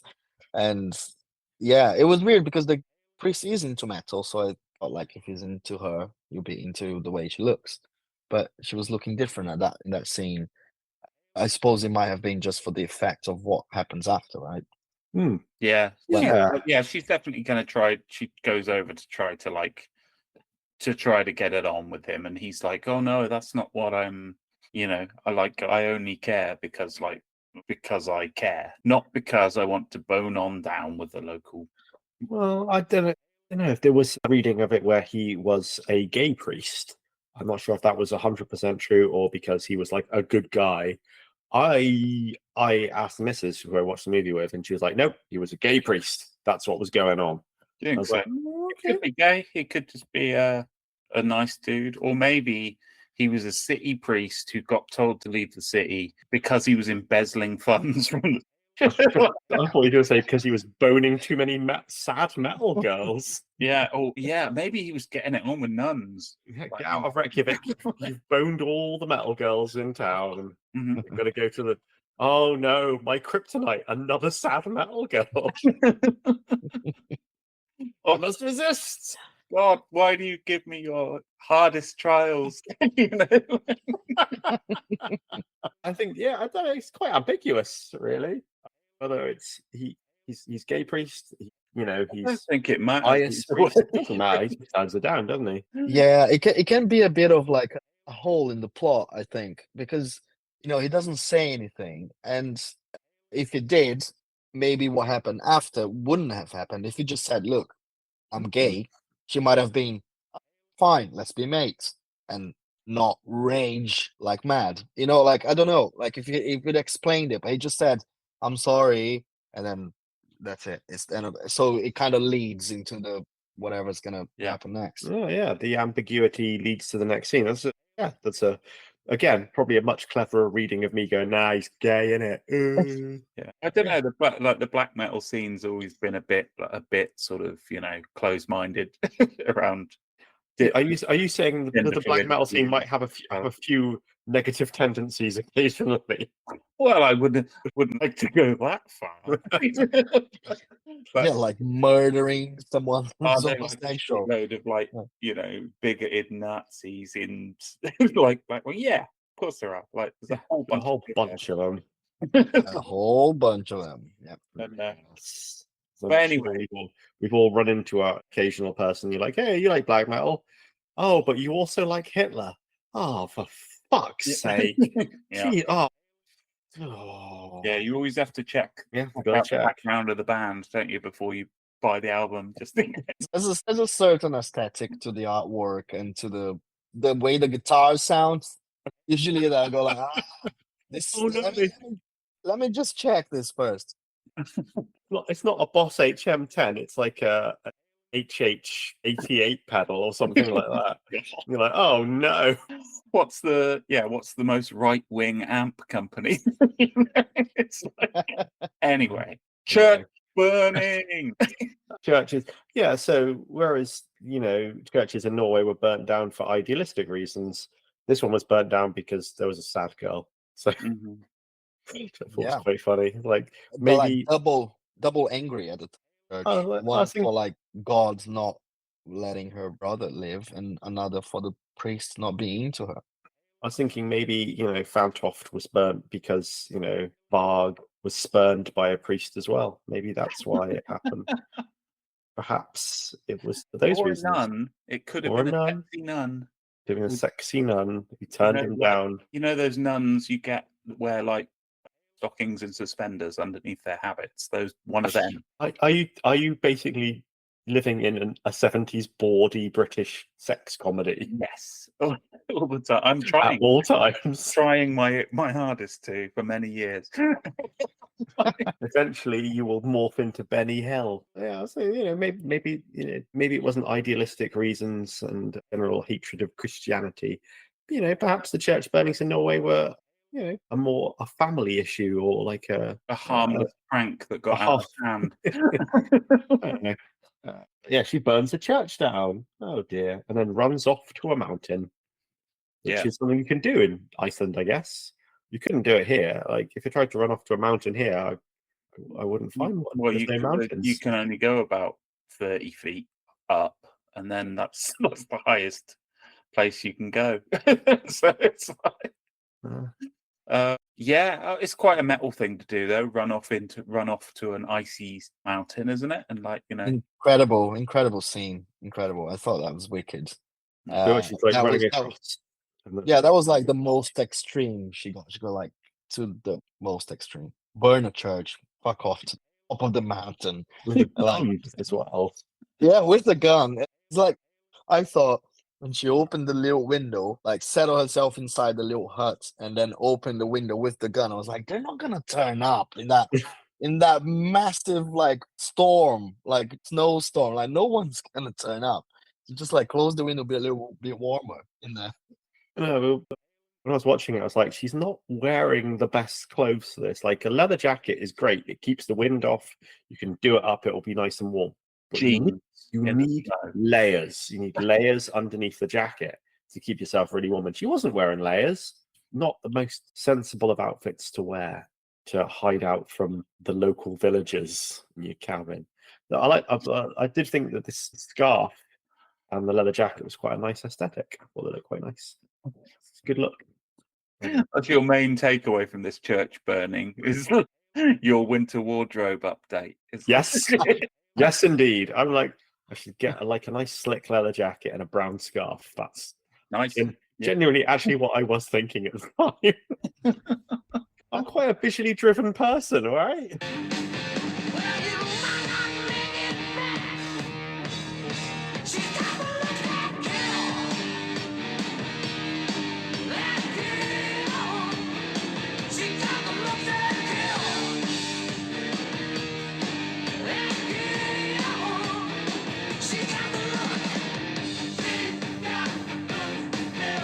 So she's hiding out in a little sort of emergency hut up a mountain. Her Walkman runs out of batteries, which was like, oh yeah, it's the 90s when that would happen. Sometimes it would usually happen when you had like 4 hours to go on a coach trip or something that you were on. You'd have to take the batteries out and like turn them around and see if that would work. Stuff, right? Yeah. Give him a little rub. That sometimes works. Just wait for the stop at the services so you can like buy some. Yeah. Then what parents are like, oh, maybe she's fucked off to the city, but then is it time for like a spooky supernatural encounter? Yeah. We have a ghosty. A ghost, a spectre, a ghoul, a spook. So her brother, it's her Yeah. brother, isn't it? Ghost Boulder turns up. He just sort of comes in and leaves everything ambiguous. Like, does he talk to her? Does she, lay out what's been happening? Does he give her advice? Nothing. They just cut away. Which, again, like, actually probably the best thing to do in this kind of movie. Perhaps he shows her Christmas is past, present, and future. He plays us some Trans-Siberian Orchestra. That's right. It's like, look, Tries to see? cheer her up with fun songs. I don't know. Maybe that's her confronting her grief properly. Like that's the end of it. I don't think it's a real ghost. I think it's it's grief. Yeah, Like, exactly. That's what it is to me. Although if it had been a real ghost, that would be better. If you'd had like one of those white sheet ghosts with the two eye holes, I think that would have been good. Like the scary. There's a really good movie with one of those. Have you seen The Ghost Story? Yeah, it's good, isn't it? It's really Yeah. Yeah. People keep going on about this movie, and I haven't seen it yet. Like It's fun. you're like the third person in like 5 days go on about this movie, so I'm going to check it out. I thought it would have been nice if he came in with a guitar and they played guitar together. That would have been like a nice sort of resolution. Probably a little bit too happy and a little bit too magic for this movie. But I was like, wouldn't that have been a lovely scene? But nah, it didn't happen. And they would have played like Victim of Changes or something like that. It's a nice harmony part. Exactly. They played the harmony part of Victim of Changes. You see, wouldn't that have been a nice scene? But no, they leave it up to your interpretation, like a real movie should, as opposed to a movie made by me, where it's like, it's a ghost. Nah. Yeah, and while she's doing this, like the parents are like, they think she's buggered off, and then they're like, "Oh, let's take his room apart," right? So maybe it's like, he's not going, but he's like they're moving on, and so is she, right? But she needed to burn the fucking church down before she could. It's a way of dealing with things, isn't it? Bit of fire. Everyone was fairly cool about it. Yeah. Well, she comes back with 2 geese. Throws them on the table, which I thought was quite a good scene. You've got to bring, like when you're late to a meeting at work, and like, but if you stop and get coffee for everyone on the way, you can like sort of make up for it by coming in and saying, "Sorry, I'm late. I stopped to get coffee." She's like, "Sorry, I burnt the church down. I stopped to get these geese." They're like, "Oh, forget about it. It's fine." Fine. It's genuinely what happens. So they are having a Someone meeting. prepare it. She does come in with geese, and they do tell her to forget about it. That's actually what happens. Yeah, there you go. So if in doubt, bring a goose. Yeah, so like, Christians were quite forgiving, and in that instance I thought they would have, been pricks and just send her away or something, and go to some sort of mental place where they, shock therapy her brain or whatever. Yeah, it's not been that kind of movie though. I don't think it would have been Yeah. massive tone change where it's suddenly like fucking One Flew Over the Cuckoo's Nest. Yeah. Clockwork Orange. Grim. But yeah, she goes and stays with Knutson for a while, right? Yeah, she goes and has a bit of a breakdown. She abandons her 1916 Motorhead t-shirts, and she's wearing a nice jumper like her dad. Moves in with Knutson. I hadn't realized there were a couple at that point. I thought she had made it clear that no, but it was, right? I think she's just trying to fit into like village life. Like, there's a boy wants to marry me, so I'm going to have to marry the boy. That's what my life is from now on. Everything is terrible. At least everyone's forgiven me, but this is what I'm going to have to do. This is my penance for burning down a church and being a bit mad. So I have to go and live with Knutson, and this is my life from now on. But then she sees a little kid in like the shop, gives her little horns, and she's all like, "Oh." But then 3 dudes get off a bus. Yeah, she gets a call, and she's got people have come to see her because she's been putting Transylvanian evil out into the world. Oh wait, well they rebuild the church first, don't they? Not yet. The metal dudes have turned up for this. So the 3 dudes get off the bus. 3 of them, and they're like, "Hey, a bit of English in the movie as well," which is oh look, everybody everywhere speaks English, and only we are the laziest people in the world who refuse to learn other people's languages. Yeah, sorry everybody. Don't need it. No, exactly. Yeah, it's a lot of work. Then also being English, you have to learn a little bit of everybody else's language to at least try. Whereas if you are from another country, you can just learn one language, and that's English, and then you can get by on that. Whereas I have to learn how to order beer in like 12 different languages, and then you can speak English again. That's what we'll do a follow-up to this, and we'll just do everything in Portuguese or something. So yeah, there's like three dudes who turns up. Like one's in like a Venom t-shirt. Well done. Like a guy in a black metal band at that time of year. Yeah. That time in history would be wearing a Venom t-shirt. One of them's wearing like a Sodom t-shirt. Again, correct. Well done. Like genuinely, well Yeah, done. they look like sort of. Well, they're from where are they from? From Norway. They're from Oslo, yeah. Yeah, Norway. Yeah. They look like like every European metalhead it did in the early 90s, basically. So yeah, it's Yeah, their names are like a nod to the Mayhem people, aren't they?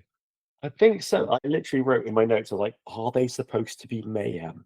Because like, who would be on the tape trading scene in Oslo who would want to sign someone in 1992? Like, oh no, that guy's going to get stabbed by his mate. Oh shit. Yeah. So yeah, I think they're supposed to be genuinely Mayhem. I think it's quite sweet. Or it could be Dark Throne, I suppose, maybe. yeah, maybe. That's probably Mayhem. So here's my star story for you. There we So go. yeah, Name drop time. Here comes Starfucker Matt. so it would have been about 94, 95, I was in Oslo and I went to the pub and pints cost £12. And I went in and it was quite warm, I was just out in like a long sleeve tee on, that kind of thing. Anyway, so I went into this bar and I sat down and had a couple of drinks. And I got chatting to a guy at the bar next to me.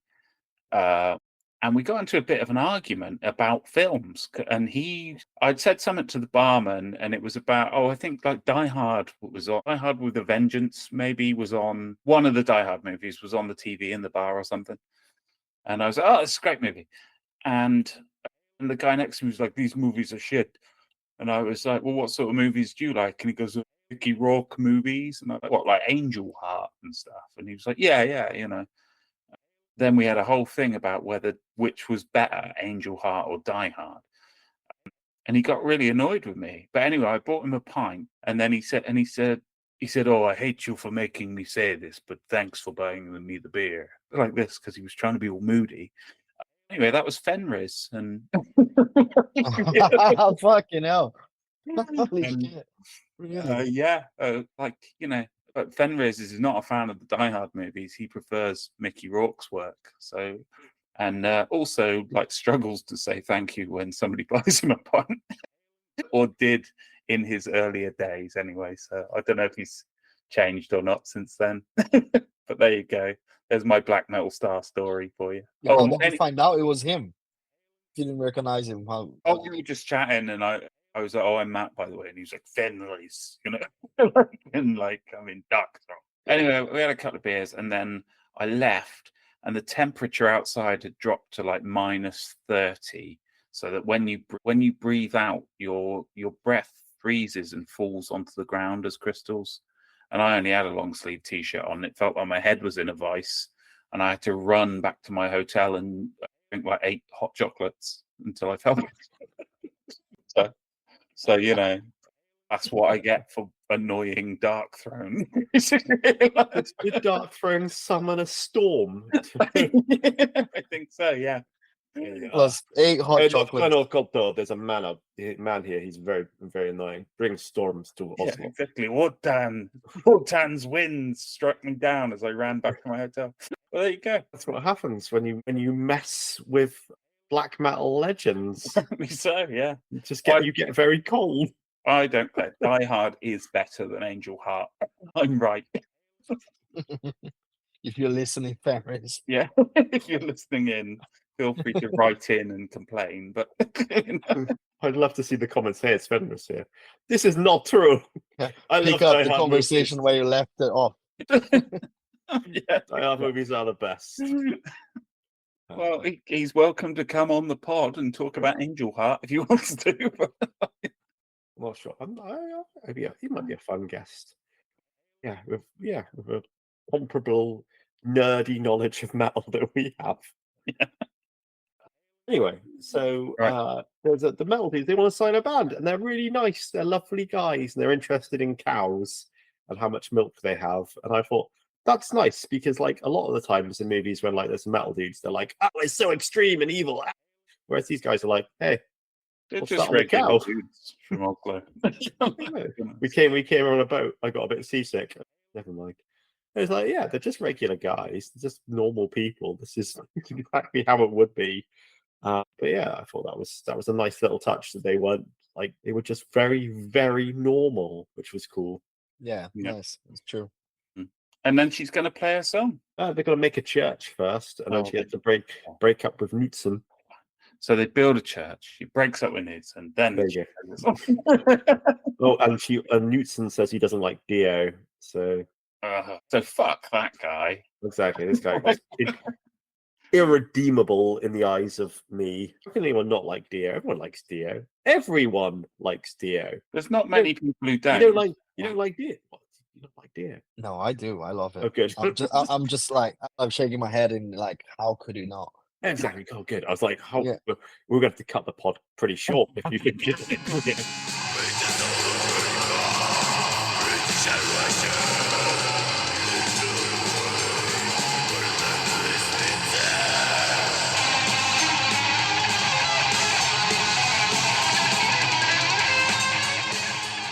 This is all like small town bullshit as well, which is really realistic. Like, Yeah. I love you, but not like that. I love you as a friend. Yeah, that sort of shit happens all the time, right? It's sort of normal. I think he didn't do him any favors saying he hated Dio, because from that moment she probably went, well, then we're definitely done now, mate. Yeah. Yeah. Oh, and there's that nice bit in the car where the three guys from Mayhem are like, we shouldn't be listening to this, and they put in like Best of Metal '87, and it's being taped over with like Eurovision trash, which is quite good fun. Like, they're just sitting there in the car, like, oh, what the fuck? And then he drives off in the car with them in the back. He's like, get out! Right. That's one of the funniest bits of the film. Feel bad for them. Intentionally funny as well. Feel bad for Mayhem having to walk to the train station. Sorry, Mayhem. Yeah, and then there's like a sort of little town gathering at the end, right? And they play a song. Well, they play 3 songs essentially. Like it's Yeah. a bit of a weird setup of like the long sort of like beer keller drinking tables for the whole town to sit out and eat dinner and have a drink. Maybe Again, a seated metal concert. Second movie. I didn't realize. I thought she was going away with the band to play. I didn't realize it was just playing to the town.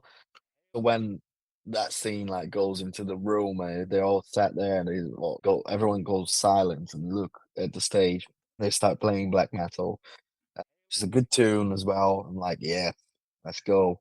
But because she's like shouting, everyone's hating it, and then she plays a riff that I can't remember. Like they stop playing the song. Sweet Home Alabama. Yeah, it's supposed to be like Yeah, that's it. Yeah. They stop playing the song because everyone's hating it. Play that riff, and then the priest goes, just nods to her, as in like, you can do this. And I had the impression that she changed the vocals just so people could understand. Yeah, it turns from it becomes like an Atmo black song. Right? So Yeah. Which I really dug. That was like maybe my favorite bit of the film. I was like, yeah, man, this is a good tune. People are like getting the lyrics and like understanding where she comes from with that stuff. Like, I guess all the people that care about her, and maybe she cares about them as well. Yeah, it's quite a nice sort of like everyone understanding each other moment. And it's like, thematically, like it's the resolution. Like she hasn't got that rage in her anymore. She's still got like the deep feeling, but she's not angry anymore. So so now she can play atmospheric black metal instead of raw Norwegian black. So that second wave straight up dirty vocal black metal is still grieving, but if you put some clean vocals on it, you have dealt with your grief. You can communicate with people. So Opeth, what? Yeah. Once you've dealt with grief, you can join Opeth. I was thinking, like, what bands sound like that? What bands have that sort of like nice, sort of good tremolo sort of guitars, but with clean vocals? I'm like, not many, is there? I think that vibe is pretty much Merker's career. Yeah, that's it. That's all I can think. That's the only one I can think of. Yeah, I don't think there's, yeah, like you said, You you don't know, often get the mix. sort of black metal in the background, because the voice is very like, the vocals are very much like Chelsea Wolfe kind of thing. Mm. But then, Chelsea Wolfe isn't black metal music in the back, like as the band. So yeah, it's a nice mix. It made me feel like doing a band like that. Yeah. Hmm. It's cool. It's like, yeah, normally there's like, it goes one way or the other, and you end up with like, yeah, you're either that raw sound, or you're very progressive with clean vocals, or you're a fucking Amber Asylum if you're going to do those female vocals, right? Very soft Yeah. and very ethereal. Whereas, yeah, it's nice. It's guy called Peter Ben, isn't it? Is the guy who wrote the song, who did the soundtrack, who's like, doesn't really operate much in black metal, but he's a very good guitar player. Like, so. Yeah, it's a good song. The song is on Spotify. Cool. Yeah, the song is called Svarthammer, which is the name of the town, right? You said. Yeah. Yeah. That's what I assume was the name of the band, or the name of her project. Yeah, maybe it was the name of the act, but the song was put out as that.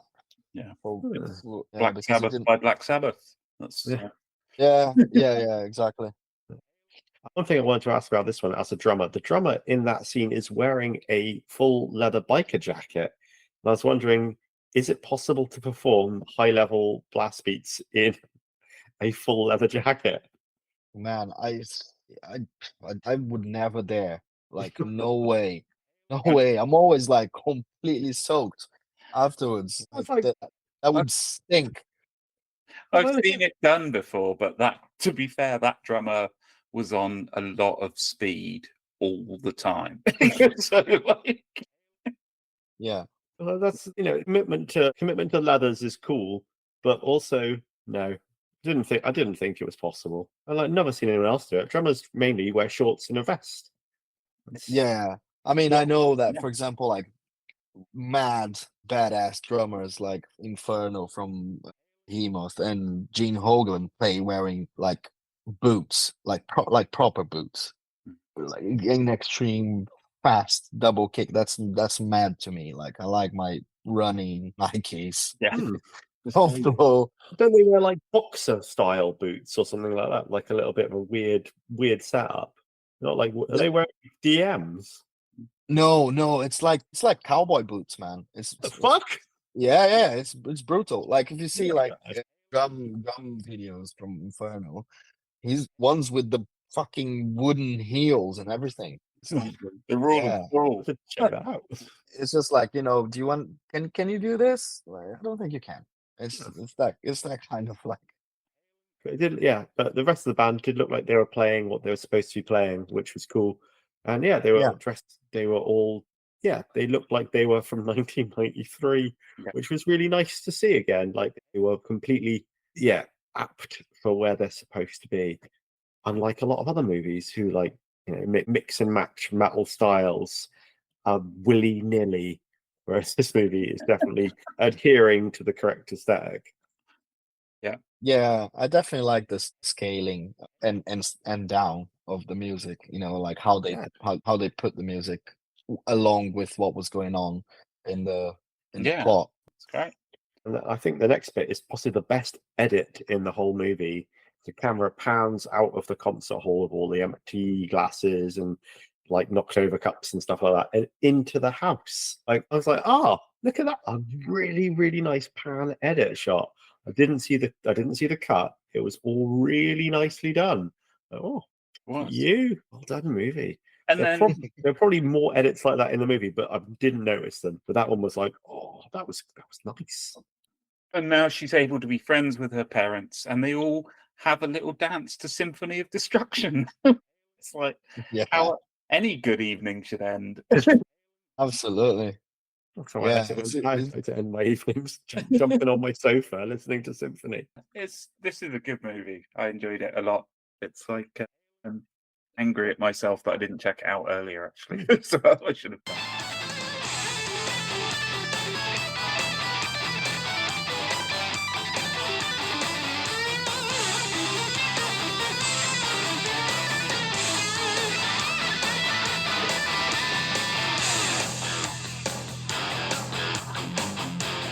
So that was Metalhead from 2013. So we have to rate this movie.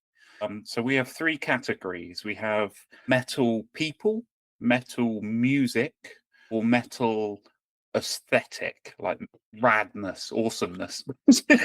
Every frame an album cover. Yeah. This movie is going to be quite a tough one to actually pick the top Which most do you think it featured. is? People, music? I mean, it's The main character is a metalhead throughout 98% of the movie. and it's called which- Metalhead. It's called Metalhead, so it's about her. But the soundtrack's also pretty good. And also, it's got a bit where she plays black metal to cows, which looks pretty rad as well. So it's quite tough. Ardo, you're the guest. It's your call. What would you? Which one of them do you think this is? I don't know. I guess I would say looks, because the other two are like you said, it's like all 3 are there. But Mhm. me looks pretty metal. Like in my head, you couldn't get into metal if you were in that situation and it was presented to you, and like how all your surroundings, and the whole time it sort of leads to black metal, to extreme music, because of it's there's not a lot to do. Like the places look pretty I don't want to say bleak, but it has this kind of mood all the way through, and it has scenes that are very much metal. The brothers room, the guitars, leaving home, all those elements, Yeah. trying to leave home and kind of stuff, and people that don't get you, like looking at you playing and going, what the fuck is this? Yeah, I'll go with that. Okay, I think that's I mean, like Tom, you were saying about like set dressing and like the costuming and stuff quite a lot, right? And it's like It's 100% like it's a freeway tie between which one's is the most prevalent element of the movie. Personally, I would have gone with being a metal people movie, but you've convinced me that it's a metal aesthetic on this one. Yeah. Like, so our top scoring movie on metal aesthetic so far has been Excalibur, because it's steel and blood and history and evil and magic and mental people. Like, but this is street metal. this is like realistic. This real is a different. This is a street metal. Everything that is real is street to you, isn't Yeah. it? That's how it works. This is like a much more realistic take on a heavy metal aesthetic. This is like an aesthetic that permeates someone's life who is into metal, which is a different take on it, but no less real and no less correct. Yeah, So, I yeah. think I've certainly spent like my whole 20s. I wore black jeans and a black leather jacket, and most of the t-shirts that she wears in this movie, right? Yeah. And Yeah, the room full of posters. Yeah, it's like trying to figure out recording on your own. yeah, I had a 4-track tape record, a Tascam little tape deck that you'd record your riffs on and stuff, and it's like, yeah, I can see like that. And yeah, if you're bored and in her case really fucking angry, then you'll probably get into metal. Just being bored is enough. You're just like, oh, this is like banging. Yeah.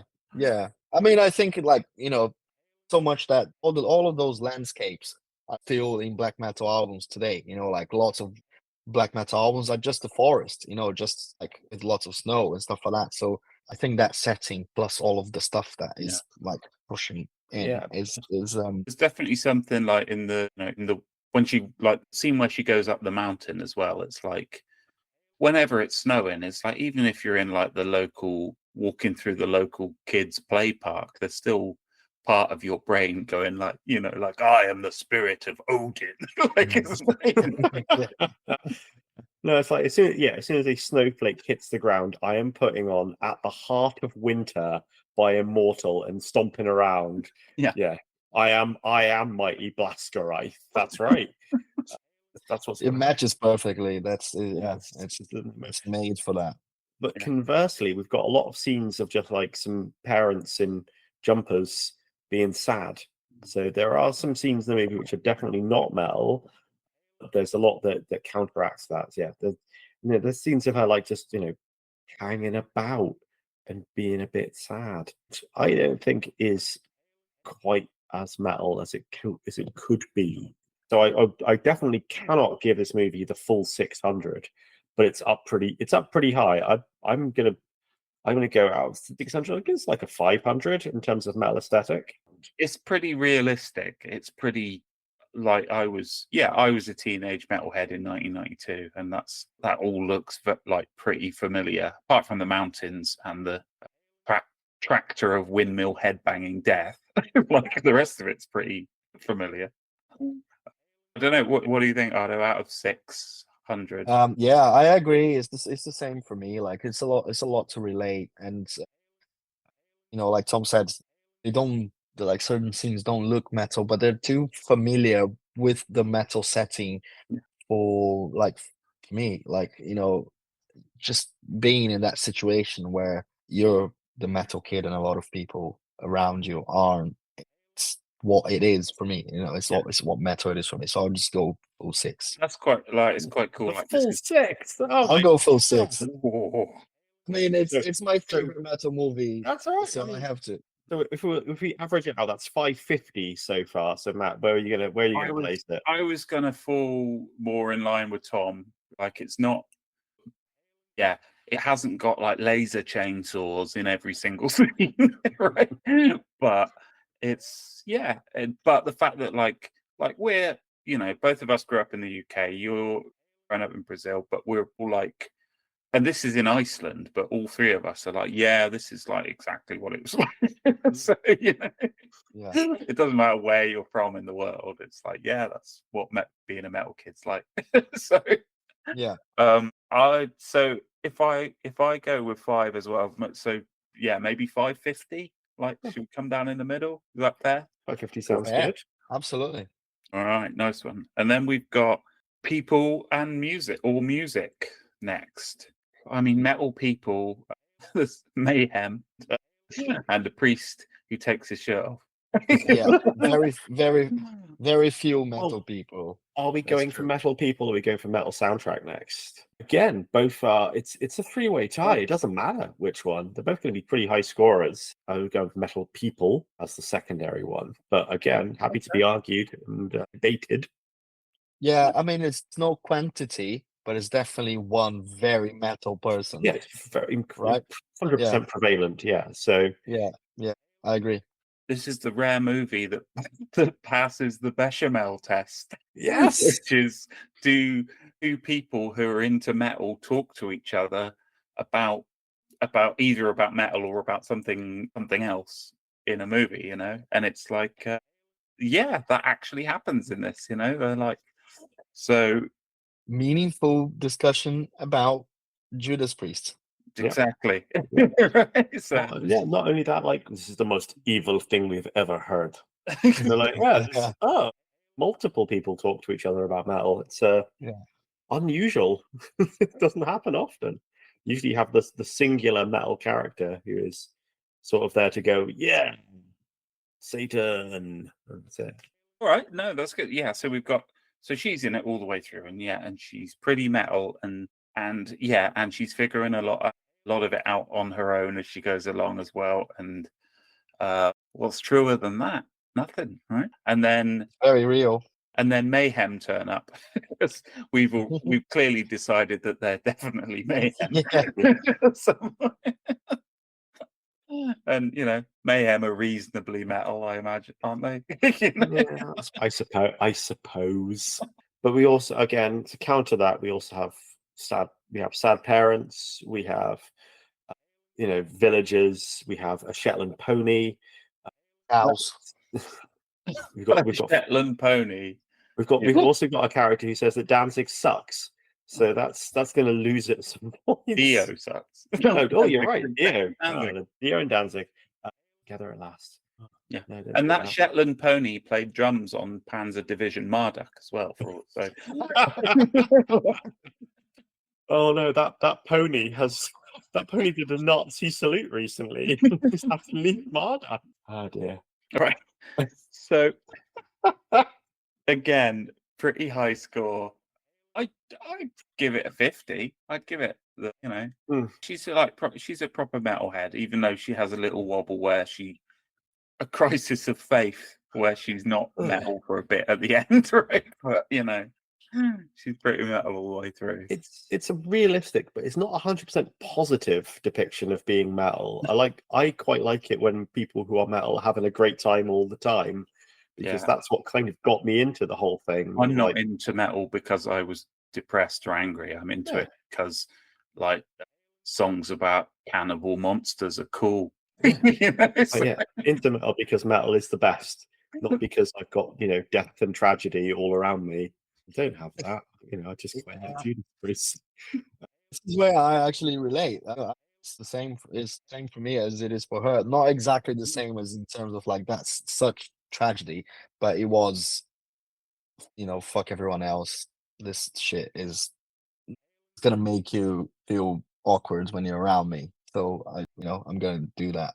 Yeah, but also especially because when all my friends were into punk, when I started getting into metal, everyone was into happy punk, and when was it fucking ska punk as well? Yes, oh, yes, I remember that. That was fucking terrible, wasn't it? Yeah, I can't stand that stuff, man. I played a gig playing with a sludge/grindcore band. We couldn't play fast or slow, so we played both. The other band on the set was a fucking ska punk band. No one came to see us. No one went to the ska punk band. Awful times. Yeah. My brother was into that scene. He's a little bit younger than I was, but I do get I didn't get into metal because I was angry or anything. But there is an element of if you're not into metal, you are not my friend. People take the piss out of you for it, and you're just like, fuck you, man, I'm gonna get more metal. Yeah. I'm gonna put more bullets in my bullet belt. Yeah. You.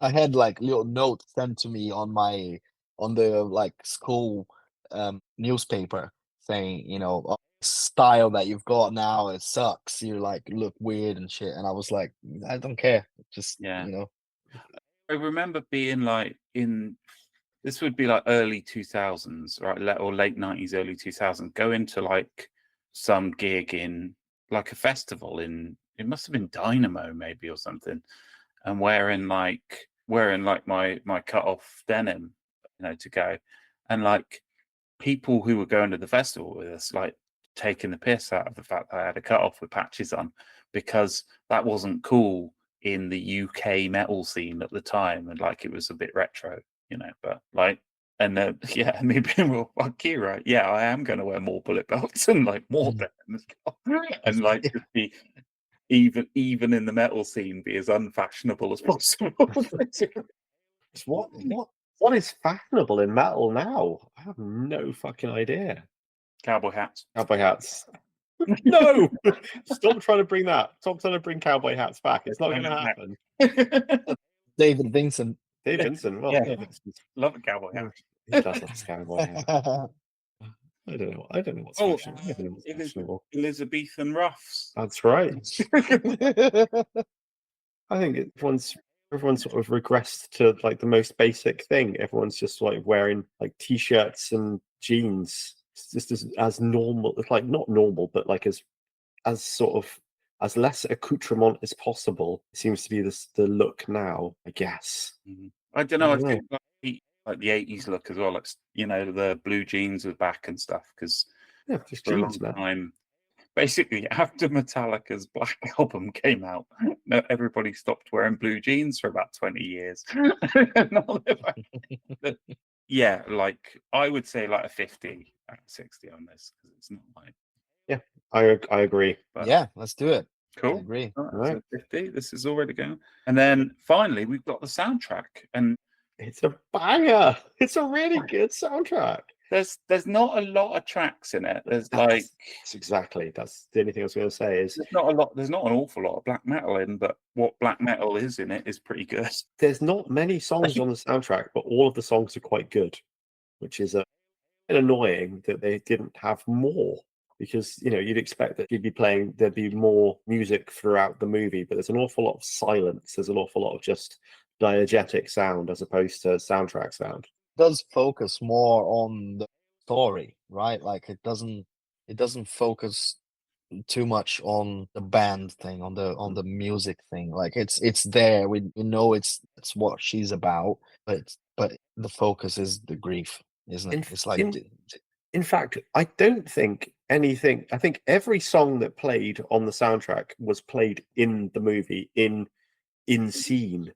Everything was diegetic sound, wasn't it? There was no soundtrack. There wasn't just like a scene where she, drove off in a tractor while fucking, Overkill was playing in the background. No, it's all literally what, 6? If you don't count her song, there's there we go. Right, so there's "Am I Evil," which she's playing on the guitar. There's "Strange Wings" by Sabotage, "Me Against the World," Okay. Gordon, "Run for Your Life" by Riot, "Symphony of Destruction," Megadeth, "Victim of Change's Priest," and "Heartless World," the Tease song that she's playing, and that's it. That's the whole soundtrack. And obviously, Svarthamar as well, right? So I think on this one, it's only on the last one, so it doesn't make a huge amount of difference. But I want to give it a 5, but because there should have been more. I think there should have been more songs. I'm going to give it a 4.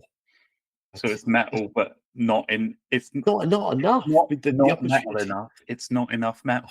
not enough metal. The opportunity was there to have a lot more metal, and I didn't have enough metal. I wanted to see more of her playing as well. I wanted to hear her playing more. I wanted to hear more of her songs. I think there should have been a little bit more. There should be more music in the movie about a musical genre. So that's why I'd give it a slightly lower score than I expected to at the start. Fair enough. So 4 from Tom. What do you think? I think I'm gonna agree with that one, mainly because I would like to have seen her play more as well. Like that was wicked when it happened, and I just think it would have been nicer to have more scenes where she's like figuring it out and recording, or like because there's literally just a little bit where she plays a riff and she's just starting to learn the tremolo and like going for the evil note, because she was playing, like more upbeat heavy metal, but then she goes and starts to find those slayery kind of riffs, but it's just so brief. So yeah, I'll go with 4 as well. Yeah, I sort of agree as well. It's like it would be cool to have more black metal in this movie, right? Basically, it's kind of missing a bit, but what's in it is good. But yeah, but all movies should just have like 100 different metal songs in that are playing all the time. Even like remakes of Pride and Prejudice should just Turned into metal. should just have Creator thrashing away in the background. Yeah, like when Mr. Darcy gets out of the pool, it's Tormentor. On, don't know. Yeah. Yeah, I think I'd wouldn't it? Yeah, Well- I'd watch that. I'd watch that. Well, so that gives Metalhead a grand score 604 metal points. That is a damn That's high. fine score. That's almost Excalibur. That's like Excalibur being the top end right now. that's tough to beat. That's so Has it beaten Transformers? I'm glad it got. it was a week ago. Glad there's at least 1 6 there, considering it's black metal. Yeah, exactly. I mean, it's going to be incredibly hard to reach. Anything above 600 is pretty fucking decent in terms of metalosity, or whatever we're going to call it. But yeah, it's Yeah, I think thank you for bringing it to us, because I hadn't seen it before. Oh, Yeah. wicked! Yeah, I'm glad you good guys movie. like got into it and like we're into doing this whole episode on it. It's cool. Yeah, it's a film I really like. I when I presented the film and I was like, oh, maybe we can do this or that, because I usually my film recommendations get hammered with this is like nothing happens in this film and it's so fucking boring. There's no explosions, so I was fully prepared for that. Nice. For you guys to go, No, nah, let's just get some fucking action in it. No, it's honestly, it's like it's a rarity for this podcast to have like a film that's quite good rather than Yeah, not just a film that's quite stupid. So it's like awesome. it's a Oh, wicked. film. It's just the rarity. Like most of the things we watch are movies, explosions and dumbness. This is a film. Yeah. Film festivals and stuff. Yeah, it's like top end Wicked, streaming man. sites and things, but also YouTube. Yeah. So, well, first of all, thanks so much for coming on again. Yeah, all that really remains is for you to tell us what's going on with CALLIGRAM, man. When is your Heisenberg principle based album coming out? Where can we expect it, and when's the tour kicking off? What's going on? Yeah, man. So we've been gearing up to the release. We've released 2 singles so far. There's one more single coming out on the 7th of June, and then the whole album drops 14th of July, and then we go on a tour on the UK to support it. Is the album will it be on like Spotify and things as well, or is it just on Bandcamp or Yeah, it'll be everywhere. Yeah, all it'll be popular everywhere. streaming services? But people should buy the vinyl copy, right? And Absolutely, buy the vinyl because it's beautiful. Like, not because it's my own band, but I've opened it and I'm very proud of it. It looks really sexy. Amazing. Guys do have very nice looking t-shirts. Like a lot of metal bands do put out some ugly fucking shirts, but yours generally look really nice. So thanks for that. I can wear those to parents' evening and get away with it. And cheers. It is intentional. Like, we need to give people merch that they want to wear to go out. So Yeah. not just like demons and shit like that, which are cool as well. But Something we you try can to prepare, you can wear if you're going to go and seduce a priest. Kind of thing, right? That's it. The looking nice merch. Apart from on Spotify and stuff, where can people find your stuff online? Where should they go? I suppose like mainly best place to go is Bandcamp, because there you can find the physical copies of everything we've released, merch. Bandcamp is where all of the stuff is. But like, other than that, then streaming services everywhere. All of them, I guess. There's videos we've released with the 2 singles on YouTube. We've worked with Billy Howard Price, who does some really intense madness that kind of matched the music really well. So we did 2 videos with him, and there's a lot of strobing lights. So when he wasn't sensitive to that, I really strobing liked the video for what is it, El Sistere, right? that was the first one. Yeah, that was the first it's one. mental. Yeah. It's pretty It intense. wasn't you guys playing in an abandoned industrialist site, which is what every band does. So it was nice to see something a bit different. Yeah, there's always that thing, like, we didn't really want to do band playing thing like this time around. Just like this, let's just do a mad video that matches the music. And then we were on the second video, but not necessarily playing, just like being weird on front of the camera.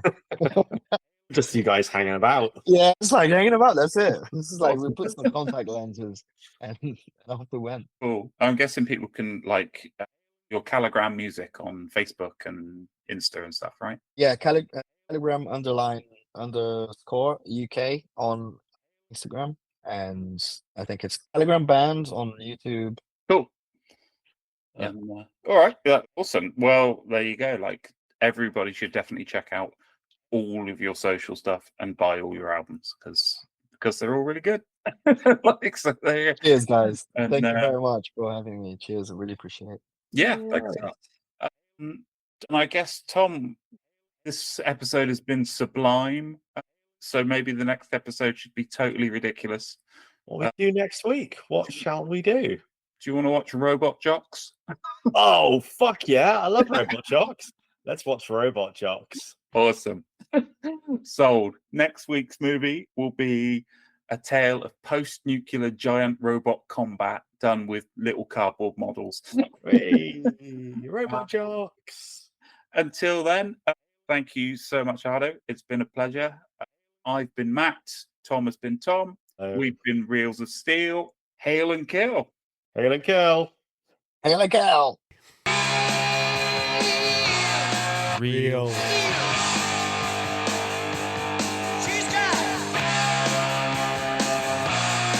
Real.